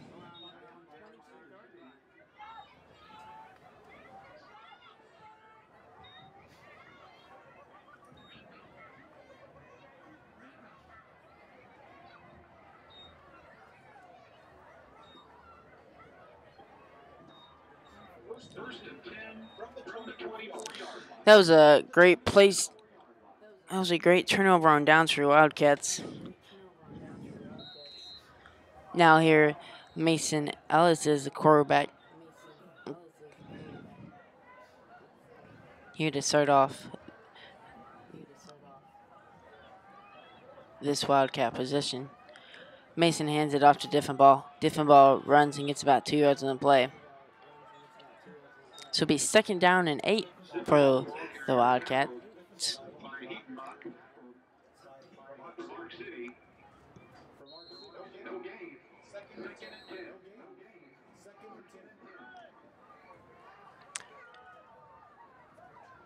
Looks like Diffenball got no gain on the play, so it'll be 2nd down and 10.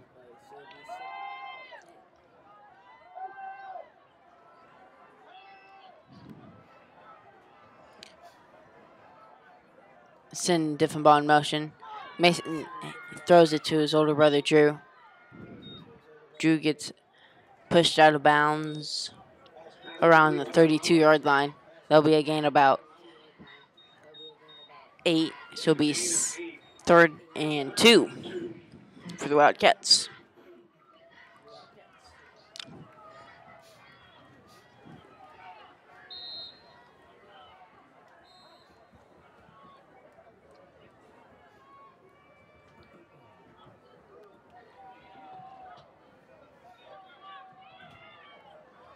Cats line up with singles on both left and right.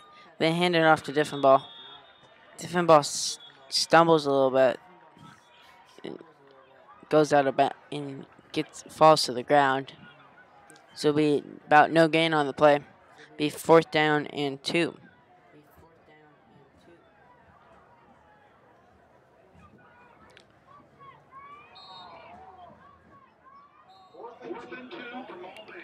Looks like the Wildcats are going to decide to punt it here.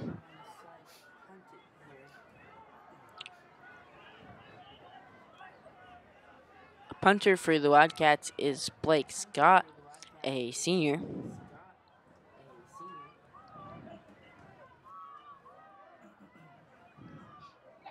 Big kick for Blake Scott. The Bulldog gets to the 45 before tackled by, looks like Cole Diffenball and Trey Greer.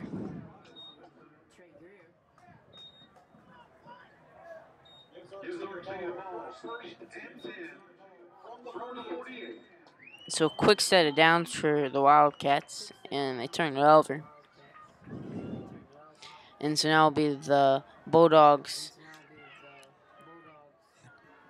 possession of the ball again, with 5:25 left to go here in the 3rd quarter. Bulldogs are looking deep. The catch is made, and looks like Nathan Klein's the one who pushes the Bulldog out of bounds around the 6-yard line. So now, after that play of about 40 yards, looks like Bulldogs are in the red zone here. Arc City lines up with single, no, my bad. Here is their changing formation here. Okay, looks like Arc City lines up with singles on both left and right, tight end on the left, and a slot in the left side. They hand it off to the running back who runs to the left side, but is stopped and loses about 2 yards on the play.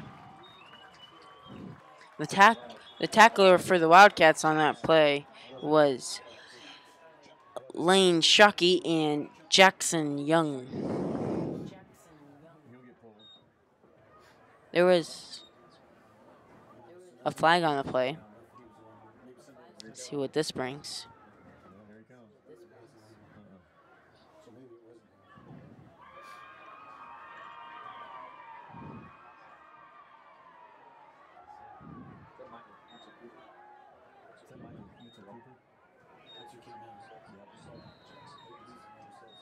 Looks like personal foul on the Wildcats. That's going to make it 2nd down and 3 for the Bulldogs. They'll line up with trips on the right in an empty backfield. Little quarterback keeper pushes the Bulldogs into the end zone. So that will make it Mulvane 26, Arc City 20.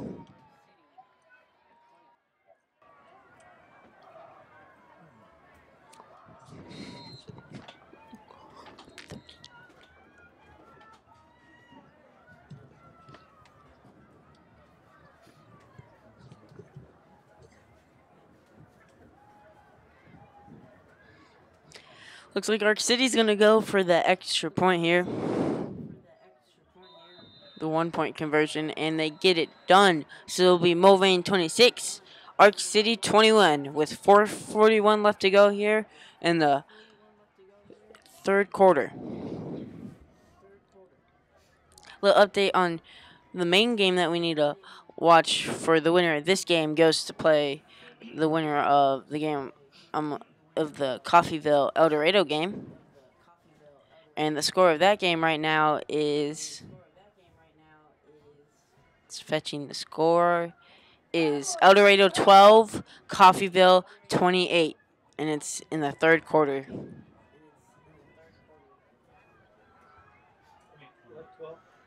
El Dorado, yeah. El Dorado 12, Coffeyville 28.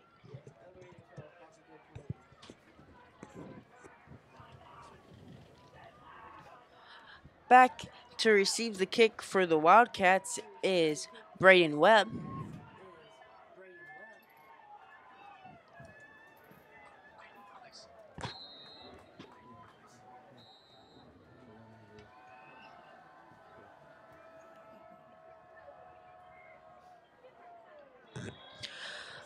That was an onside attempt for the Bulldogs, but Wildcats get the ball. That was Jackson Young who jumped on the ball there. So it'll be 1st down and 10 from the Bulldogs' own 49-yard line.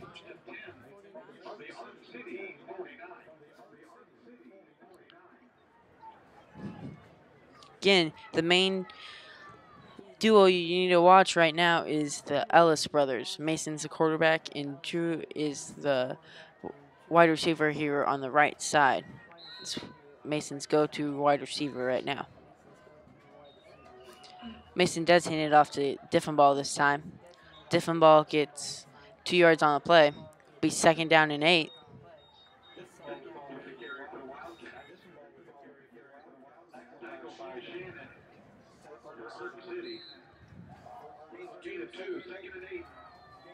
Second 8 for the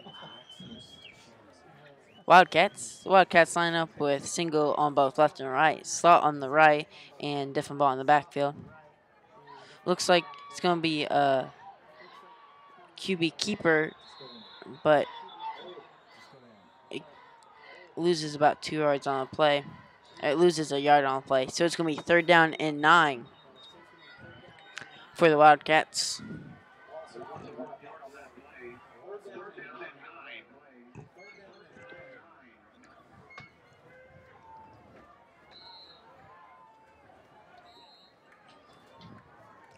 There's 3:35 here left to go in the 3rd quarter.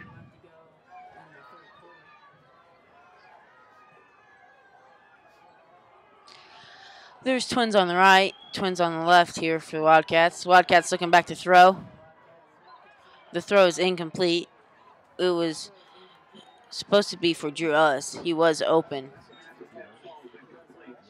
But Mason did have a dude on him. He did get up, though, but he seems just a little rattled. It's 4th down and 9. And it looks like the Wildcats are going to go in punt formation. Here to the punter for the Wildcats right now is Blake Scott, a senior.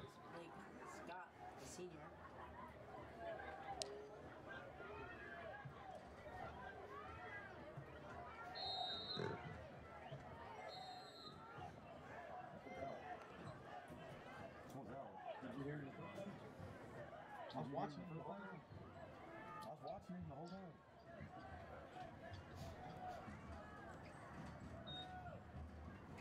It has a couple times. It has a couple times. Bulldog gets it 30 before tackled.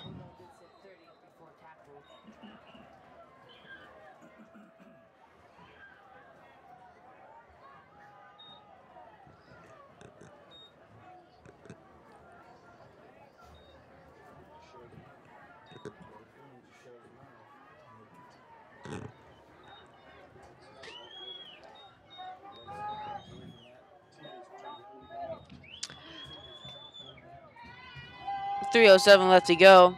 Bulldogs get the ball here, 1st and 10. Bulldogs lining up with twins on the right, single on the left. It's a little wide receiver screen, but it is read very well by the Wildcats, and the receiver is brought down by Tyler Lanesrith. This will be 2nd down and 13 for the Bulldogs.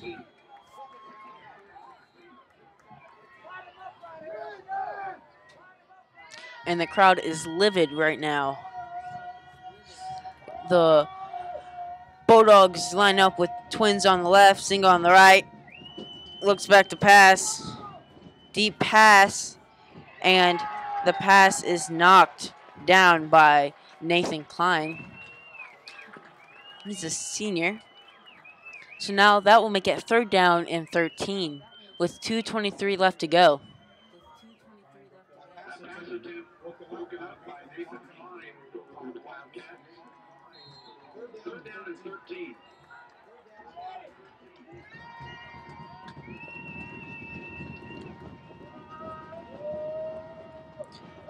The camera shakes a little bit. It's because the crowd is rumbling in the stands.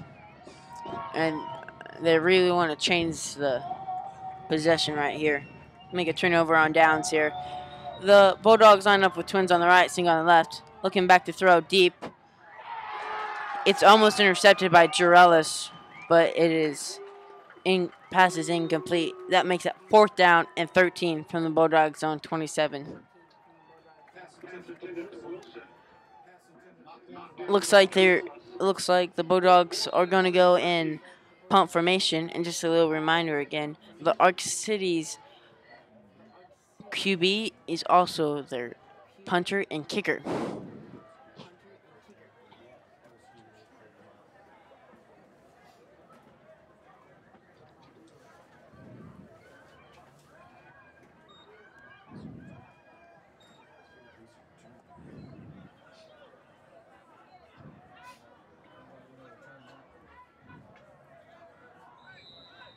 Looks like the Wildcats are going to set up shop on their own 32-yard line with 2:06 left to go here in the 3rd quarter.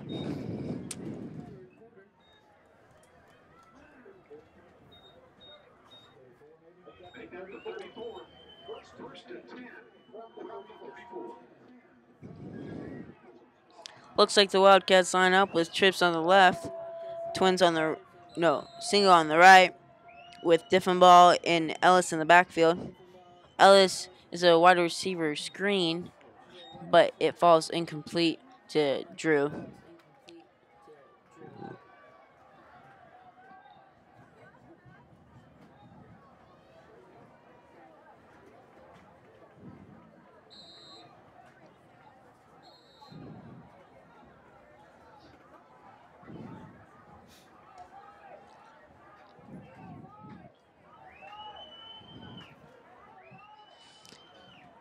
Wildcats line up with single on both left and right and has a person in slot. They send Drew Ellis in motion. Mason Ellis receives the snap, keeps it for a little quarterback keeper, gains about 2 yards on play. It'll be 3rd down and 8 for the Wildcats. Oh, my bad. That was Diffenball. That run. Minute 40 and counting down here in the 3rd quarter.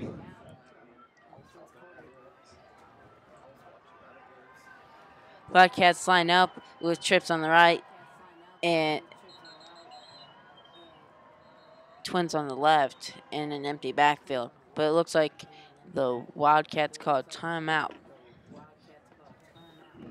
Just a little reminder here during this timeout is that please subscribe to KCAT and follow us on Twitter, because if we hit 1,000 subscribers, we get to start win some money we start to gain some money for this channel and buy new equipment to make the live streams and the episodes every Friday better. So again, just please subscribe and follow us on our Twitter and subscribe on our YouTube. Now we're going to check in here a little quickly on the El Dorado Coffeyville game. And once again, the winner of the El Dorado Coffeyville game plays the winner of this game. Right now, the El Dorado Coffeyville game is El Dorado 12, Coffeyville 34. And they're in the fourth quarter. Mason looks back to pass. Looks like he scrambles. Keeps running. Gets a first down. Keeps going. Spins and gets to the Bulldogs' own 42-yard line with 1:17 here left to go in the third quarter.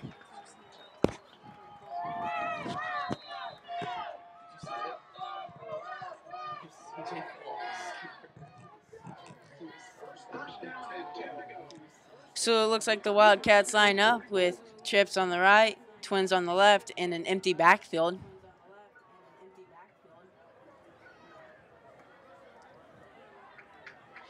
Ellis throws to Ellis, and Drew fakes a couple people and keeps running. Gets into the red zone. Again, like I've been saying, it's been Mason Ellis and Drew Ellis all night.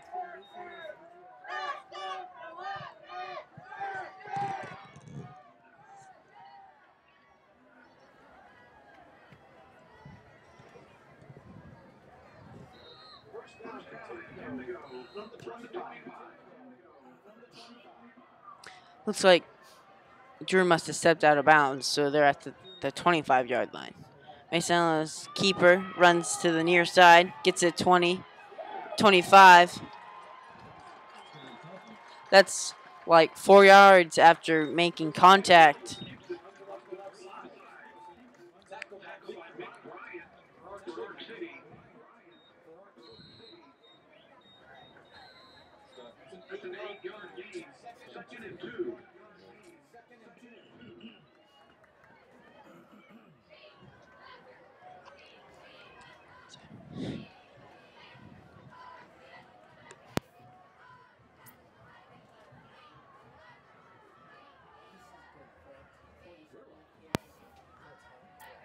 Gage Gilrick hands it off to Cole Diffenbaugh. Cole Diffenbaugh gains about 3 yards and gets enough yards for a first down. Looks like they're giving Mason a little break and putting Gage Gilrick, a junior, in as the QB. Wildcats line up with singles on both left and right. Slot on the right, and Gage Gilrick runs to the right, goes far side, gets 5 yards, and then runs out of bounds after gaining about 8 yards on the play. Looks like it's going to be second down and 4 maybe? Second down and 3.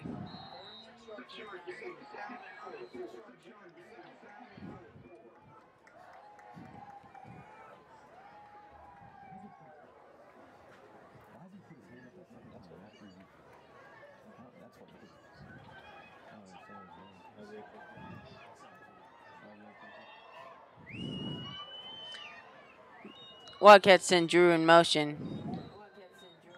Looks like it's going to be a false start on the Wildcats. Let's go push him back a couple yards.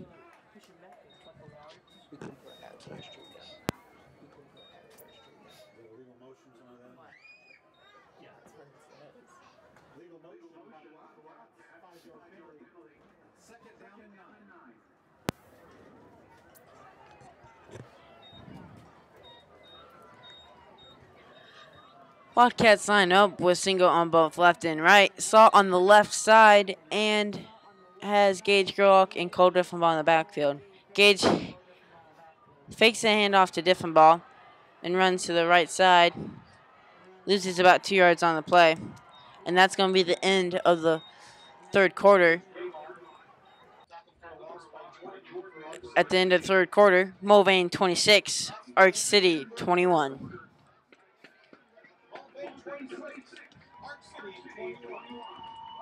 So now I'm going to give you a little score update from around the local teams playing. All right, so the El Dorado Coffeyville game, the main one we've been following all night, because the winner of this game goes and plays the winner of that game. And El Dorado's at 12, and Coffeyville's at 40 now. That's in the fourth quarter. Clearwater's playing Chapman tonight. Chapman's winning 34-14. They're in the third quarter. Ando's beating Halstead 35-0 in the fourth quarter. Hested's beating Wichita Collegiate 42-21 in the fourth quarter. And the only score we have for you, Bueller-Winfield game, is Bueller was up at halftime 12-0. And those are the scores from around the local games. So as the clock sets for the last 12 minutes of the game, it's a chilly, looks like it's a chilly 54 degrees here. Great October night, Friday night. So once again, it's third down 11 from the 15 for the Wildcats, with single on both left and right, Salt on the right side, and Gage Gerlach as the QB, and Cole Diffenbaugh on his left. They hand it to Cole Diffenbaugh. Cole Diffenbaugh runs for about 2 yards.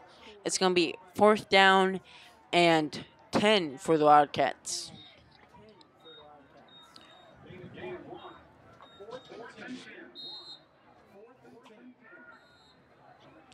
Looks like the Wildcats are going to go for the field goal here.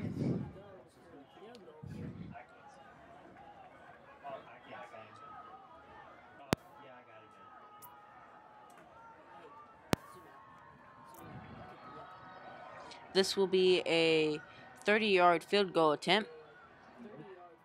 Oh, and it hits the crossbar.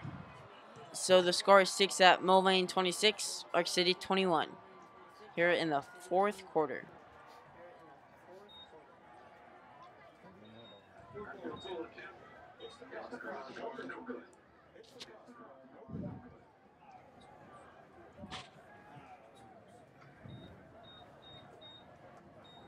So the Bulldogs are going to set up shop where the Wildcats left. So they're set up shop at their own 20-yard line.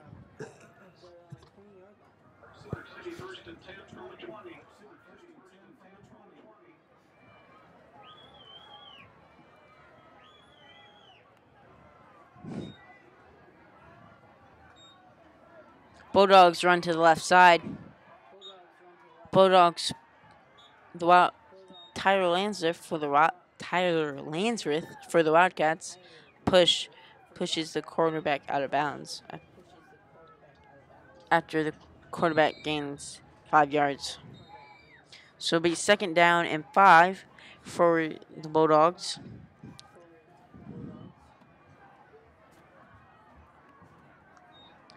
Bulldogs hand it off to the running back. And the running back is stopped by our herd of Wildcats, which include Trey Greer, Caleb Mater, and Jarrett Plummer. That'll make it third down and 3 here.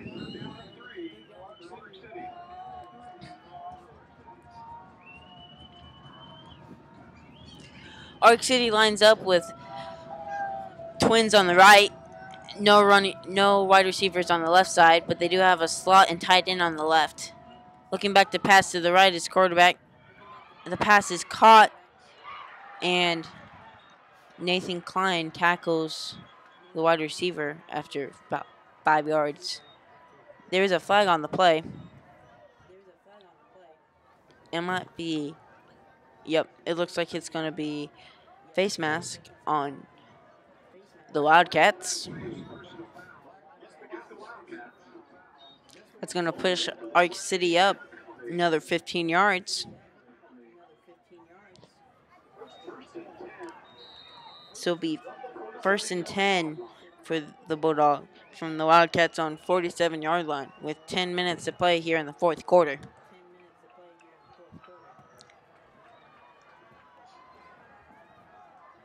Arc City uses a running back, and the running back gets about 9 yards on a play. Looks like it's going to be 2nd down and 1.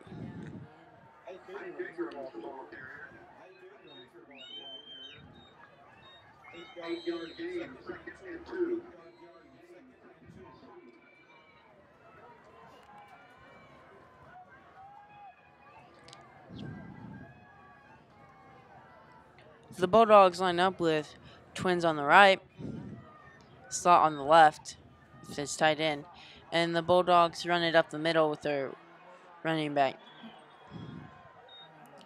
Well, the running back for the Bulldogs is tackled after about a 10-yard gain. So momentum has really shifted towards Arc City here to start the 4th quarter. So it's 1st and 10 for the Wildcats from the 32. 1st and 10 for the Bulldogs from the Wildcats on 32. Bulldogs line up with trips on the left. Still a quarterback keeper to the right, but quarterback goes nowhere when Brandon Danderen is there to stop him. It's going to be 2nd and 7 for the Bulldogs here.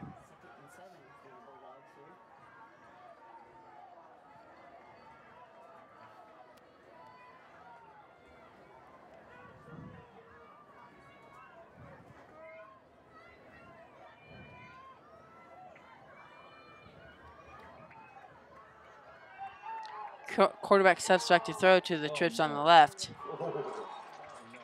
They have been running the wild pass to their wide receiver all night, but the pass falls incomplete. Quarterback was shook a little bit by Lane Shockey, who tackled him after the ball was thrown.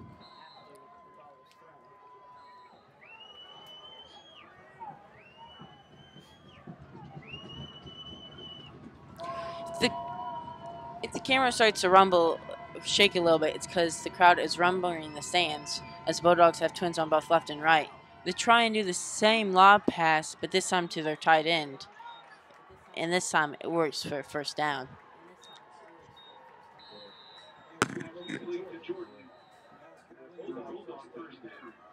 So it will be a Bulldog 1st down inside of the red zone.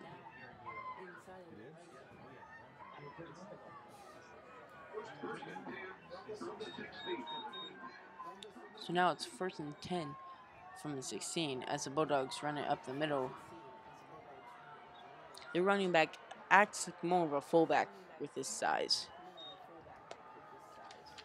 as the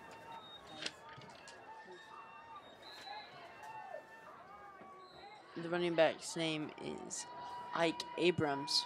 He's 205 pounds and is a senior. He's the one who just ran it again for another couple yards as it's 3rd down and 4. He's 6 foot and 205 pounds. Now the Bulldogs line up with trips on the left.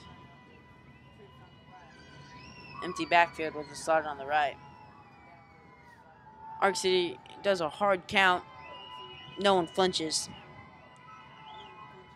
Crowd's rumbling in the stands again. Looking back for the wide receiver. Looking back for the wide receiver screen.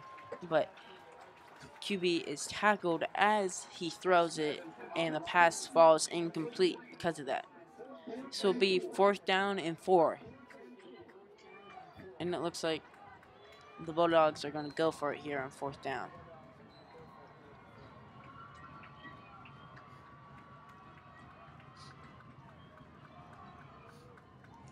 Crowd is rumbling the stands here as there's 7:23 left to go here in the 4th quarter. Big play right here, big play. Bulldogs doing a little motion, looking to the right, now looks back to the left. Deep throw, and the pass is incomplete. Drew Ellis was the man covering him, and it's a 1st down for the Wildcats here because there's no flags on the play. So it'll be a 1st down for the Wildcats on their 10-yard line with 7:17 left to go here. That was a huge play right there.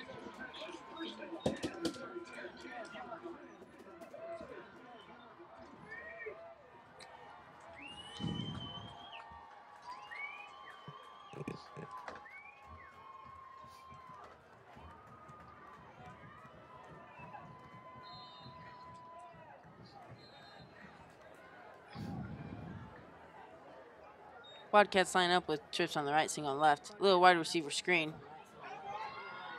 Drew runs to the right.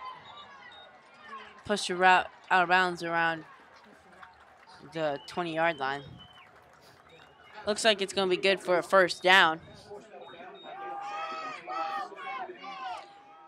That was, again, Mason Ellis to Drew Ellis there. So it'll be a 1st and 10 from the 20-yard line.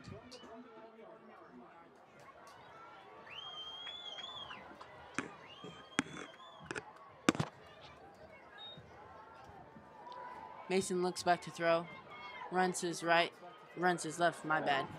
And the pass is caught by Cole Diffenbaugh. Mason just threw it right into Diffenbaugh's hands. And that is a catch of about 60 yards.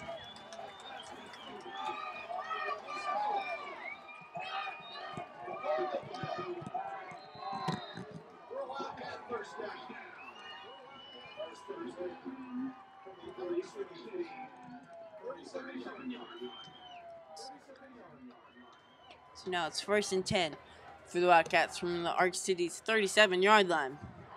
Wildcats line up with twins on the right, single on the left. They hand it off to Diffenbaugh. Diffenbaugh runs for about 2 yards.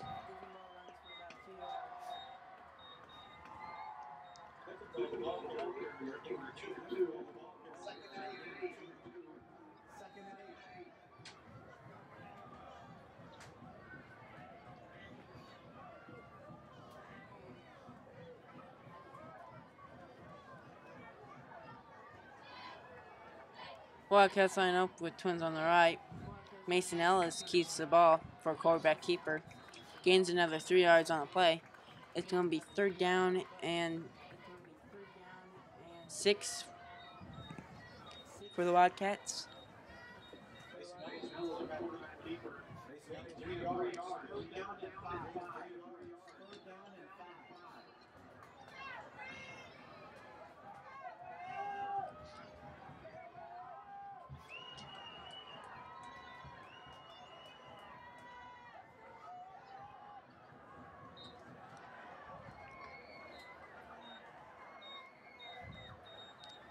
Diffenbaugh goes nowhere on that play.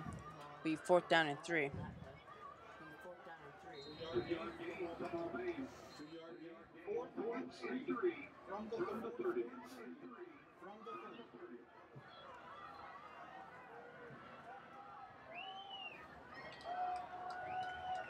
Looks like the Wildcats can go for it. With single on both left and right.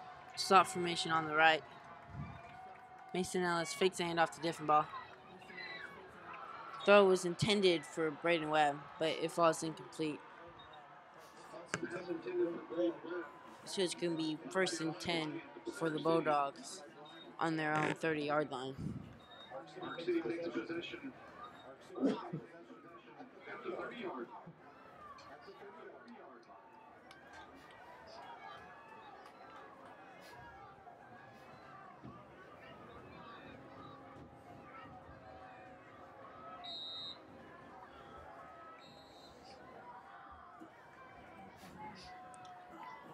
The Bulldogs line up with Twins on the left and right. Bulldogs look back to throw, but the pass is low and falls incomplete. Yeah, it was. Yeah, it was. Pass was tipped though, which explains why the ball goes low.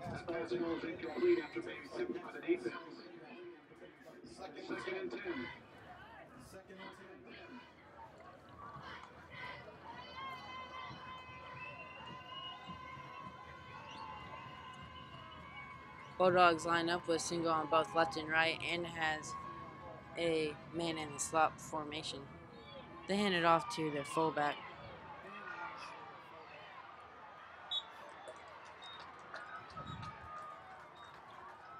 The running back is pushed out of bounds by Trey Greer. That's going to make it 3rd down and 5 for the Bulldogs from their own 36-yard line.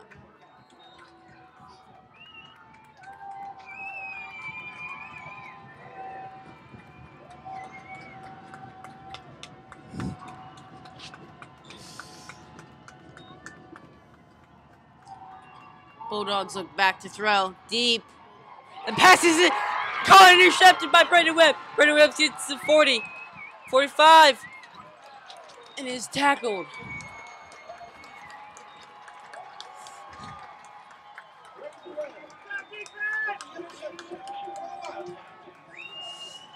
Now the Wildcats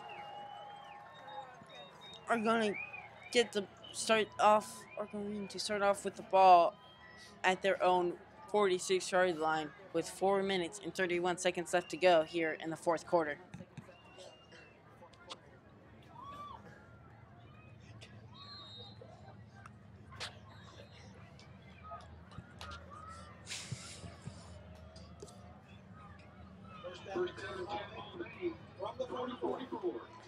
Wildcats line up with Twins on both left and right.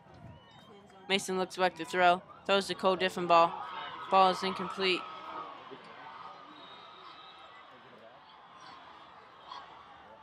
Looks like since that was a backwards throw, the ball falls incomplete. And it becomes a fumble, and the Bulldogs are going to start with the ball on the Wildcats on 35-yard line now.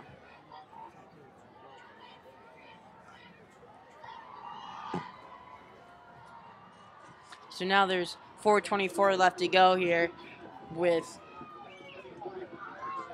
the Bulldogs ball on the Wildcats' own.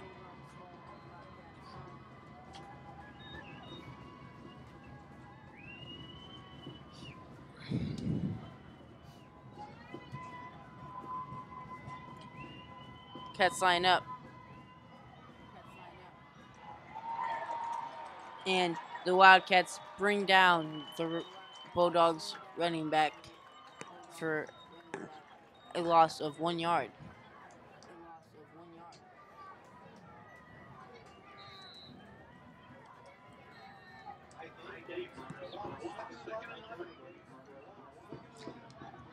Bulldogs line up with single on both left and right.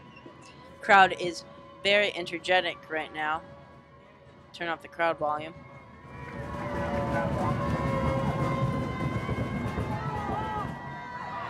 Fumble. Looks like the ball went out of bounds, so it's going to be 3rd down for the Bulldogs from the Wildcats' own 31-yard line. They got 6 to go with 3:40 left to go here. Stomping along with Andrew Burgos here.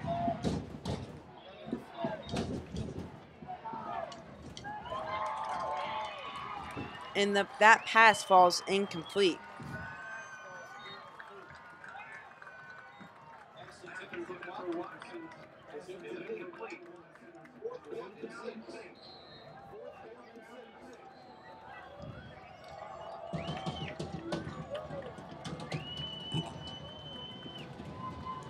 It's 4th down here.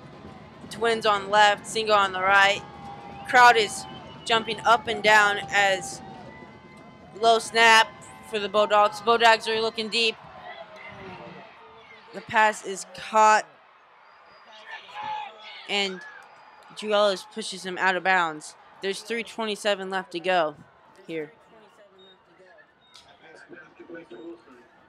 Andrew Burgos is the main one starting the crowd up. He was up here at halftime.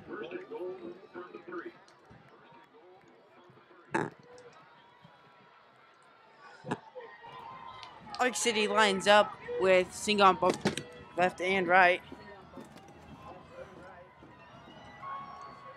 And it looks like he's in. And Arc City line. And now the score is Arc City 27. Mulvane 26.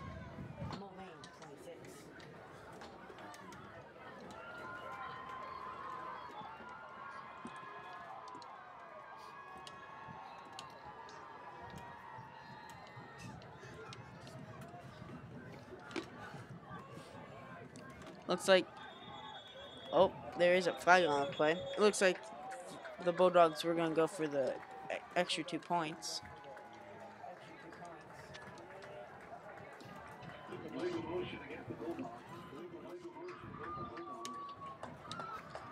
That flag is illegal motion on the Bulldogs.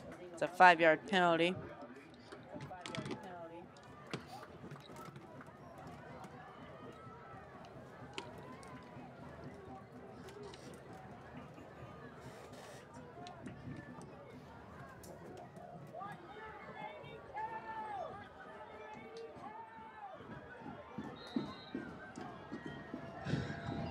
So the Bulldogs are still going to go for the 2 points.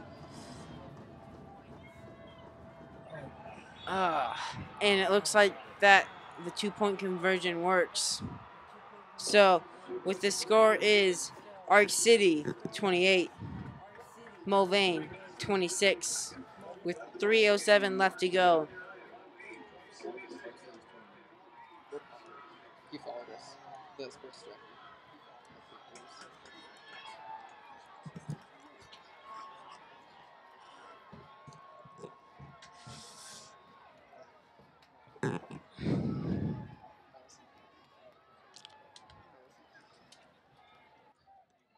It's been a great back and forth game here so far.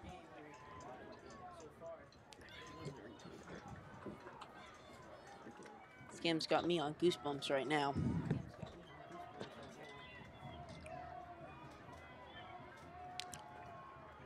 Back to return the kick is Braden Webb.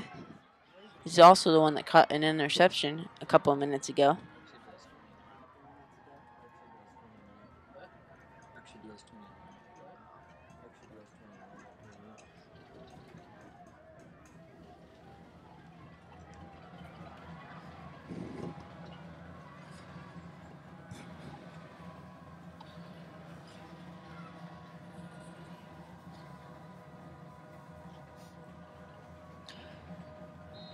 So again, once again, the quarterback is also the kicker for Arc City.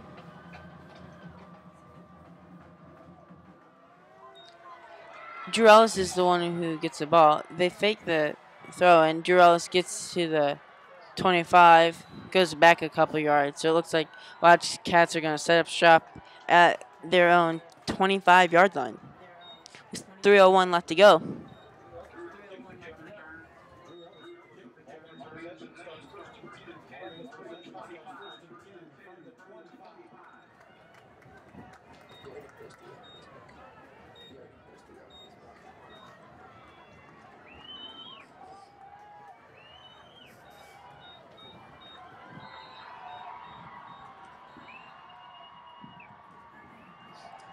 Wildcats line up with single on the right, twins on the left, send Drew Ellis in motion. They hand it off to Drew Ellis, throws it back to Mason Ellis. Mason Ellis throws it back to Cole Diffenball. There was hands on the back of Cole Diffenbaugh, and looks like the refs throw the flag. Great trick play. Great time to do it. Great decision.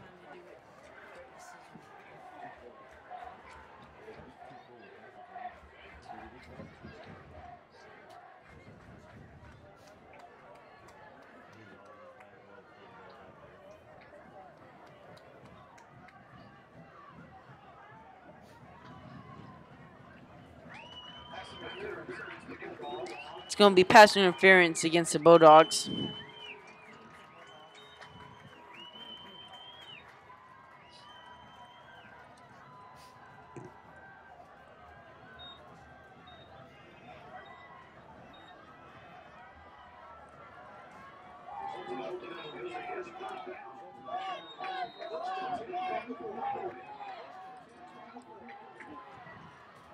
Wildcats line up with trips on the right. Mason boots to the right, looks back to throw.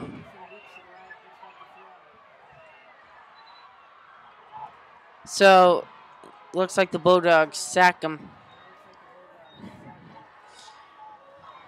It's going to be a loss of 10 yards, so it'll be 2nd down and 20.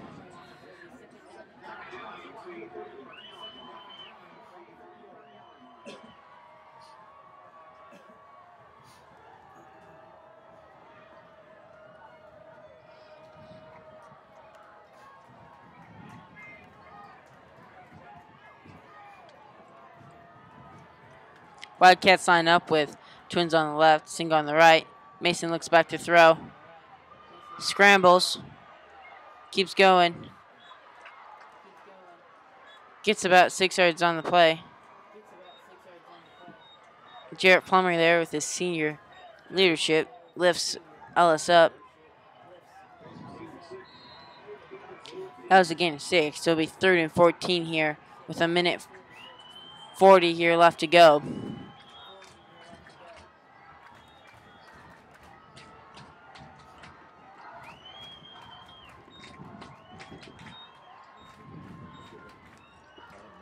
Timeout called by the Wildcats.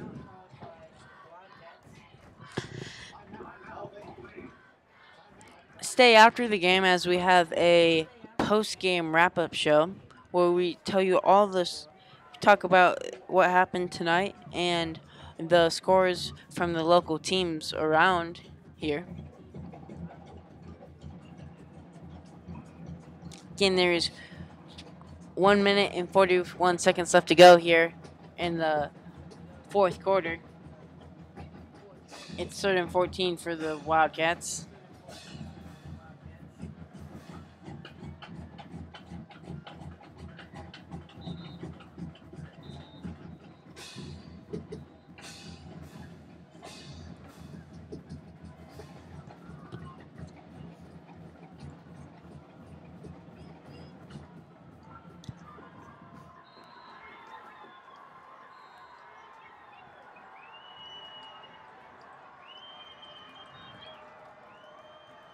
Mason rolls to the left. Pass falls incomplete. It was meant for Drew Ellis.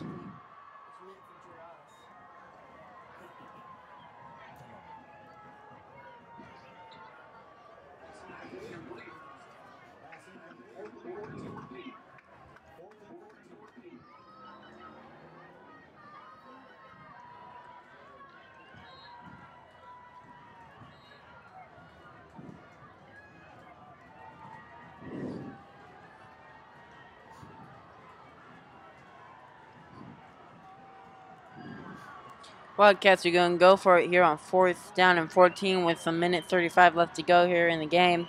Wildcats line up with trips on the left, single on the right. Deep to throw. The throw is batted down. It was meant for Jacob Walker.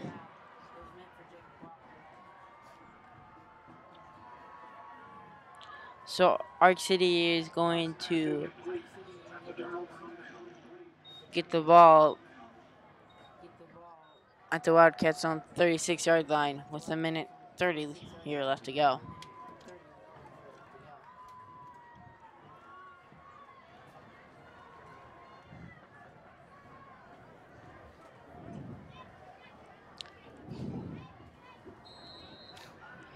Wildcats do have 2 timeouts remaining. So does Arc City here.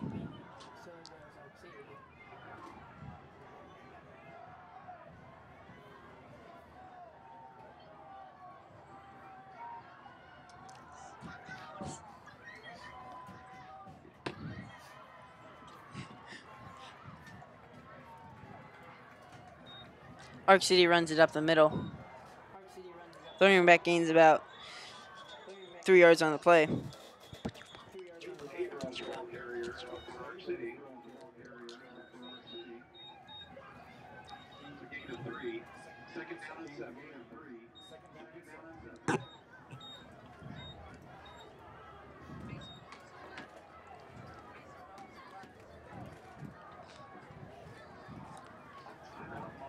Timeout called by Mulvane.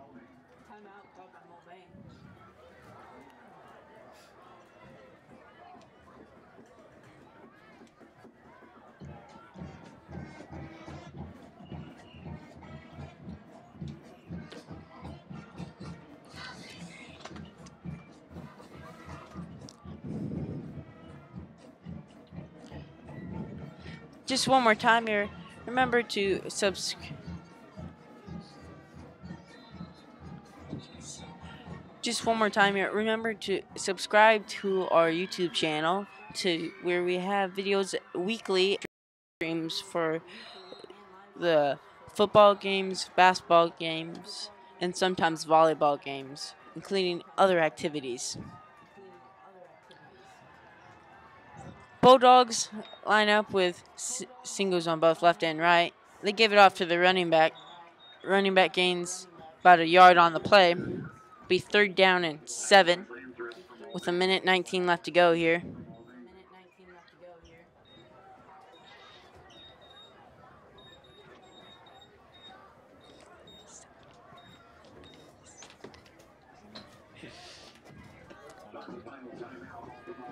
That's going to be the last time out called by Mulvane.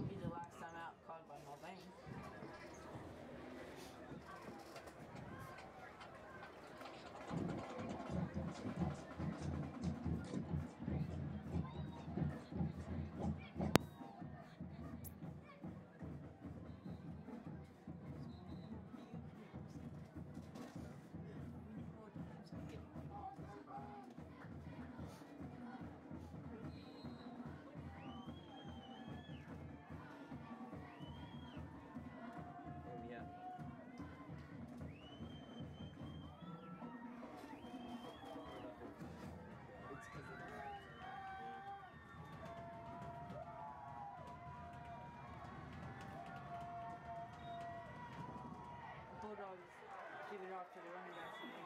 Wildcats stop them in their tracks. 1:13 left to go here. It's 4th down for the Bulldogs.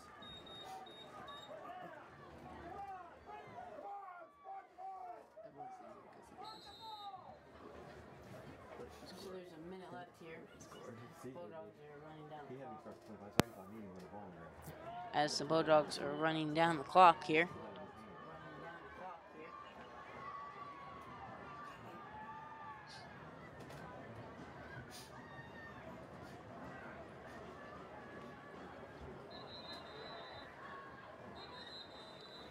Bulldogs are going to call a timeout with 37 seconds left to go.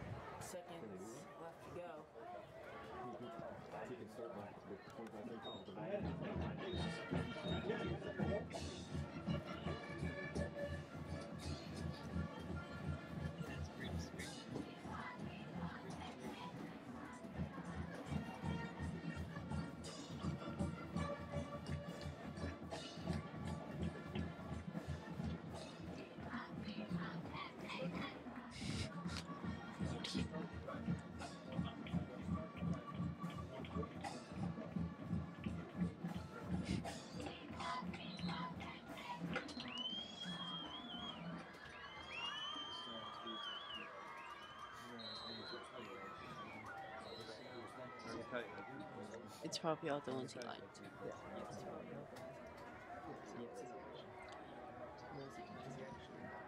Looks like the Bulldogs are going to punt the ball with 37 laps to go.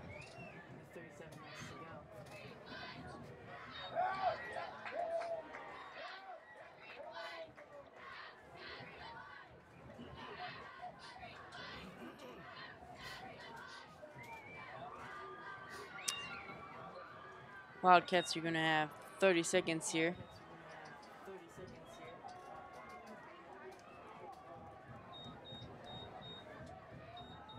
Ball's going to start on the 20-yard on the Wildcats' own 20-yard line here. So they got 30 seconds left to go.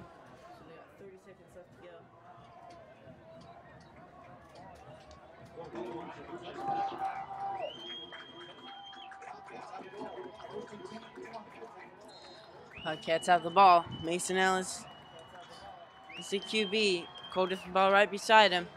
Single wide receiver to both left to right in slot formation. Pass falls incomplete. It was intended for Drew Ellis.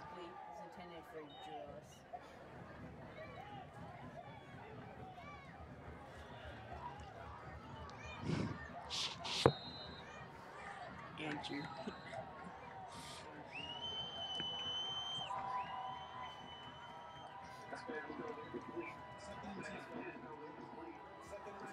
So that pass falls incomplete. So it's 2nd and 10 now for the Wildcats from the 20-yard line. Mason steps back to throw. Asami looks for Ellis. Ball hit the ground first. It's the exact same play. Linda said Linda said can't hear you.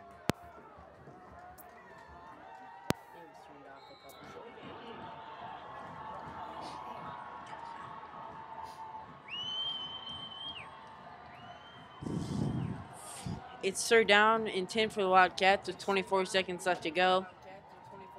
They line up with trips on the left, Sing on the right. Give it off to Diffenball.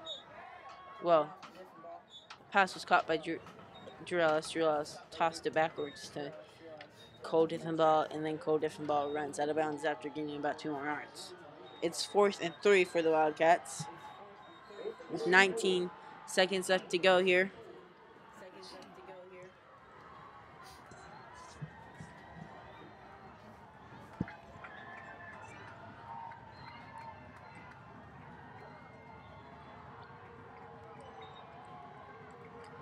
Mason Ellis steps back to throw. Mason Ellis gives it off to Cole Walker. There's 10 seconds left to go.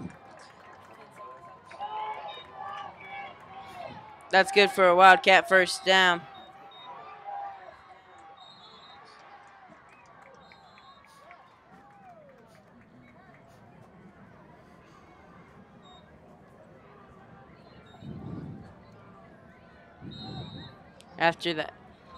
After Mason spiked the ball, there's 7 seconds left to go here.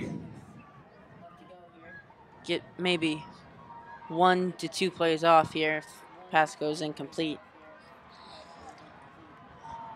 Ellis lines up with twins on the left, Sing on the right. Ellis hands it off to Diffenball. Diffenball throws it. Diffenball throws it off to Mason. And that's going to be ball game. Final score, Mulvane 26, Arc City 19.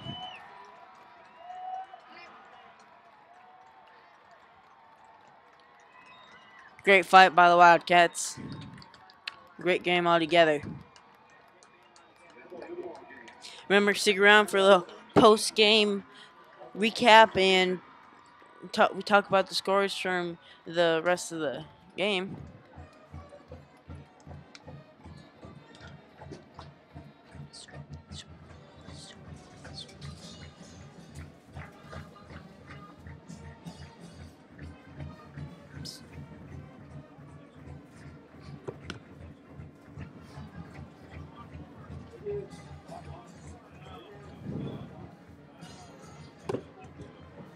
All right, so final score, Mulvane 26, Arc City 29.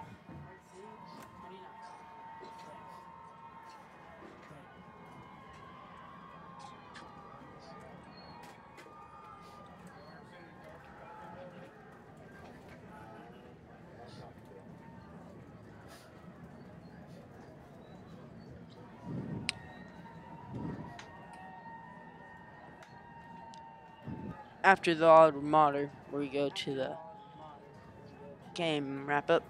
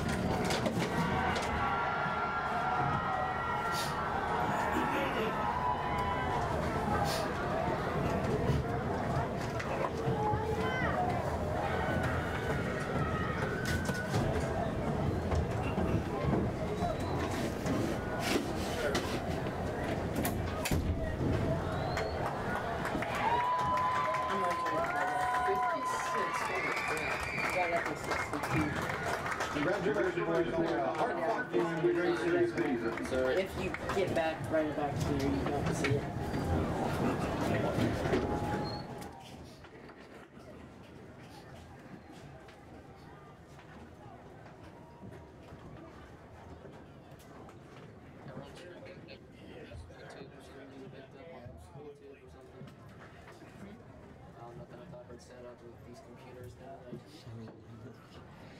So that was a great game. Just a little recap of what happened. First play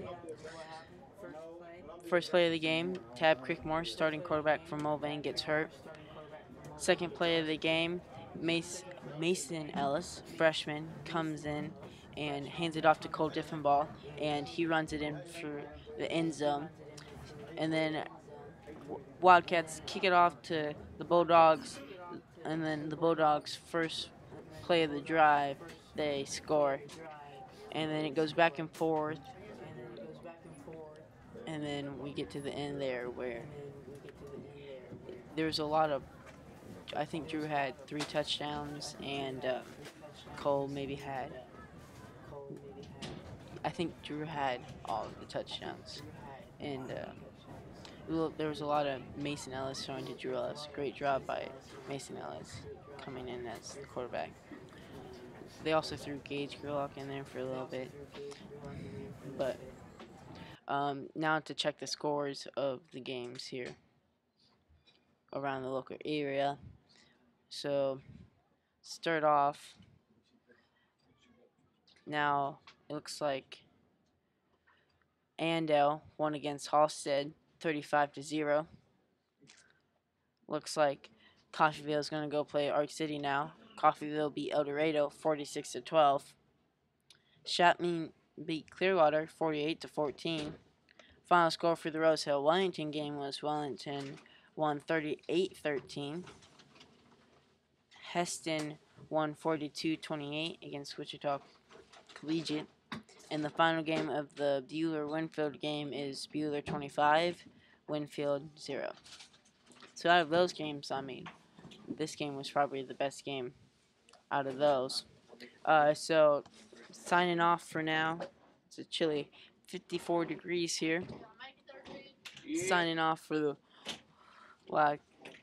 KCAT News is Kayla Perkins.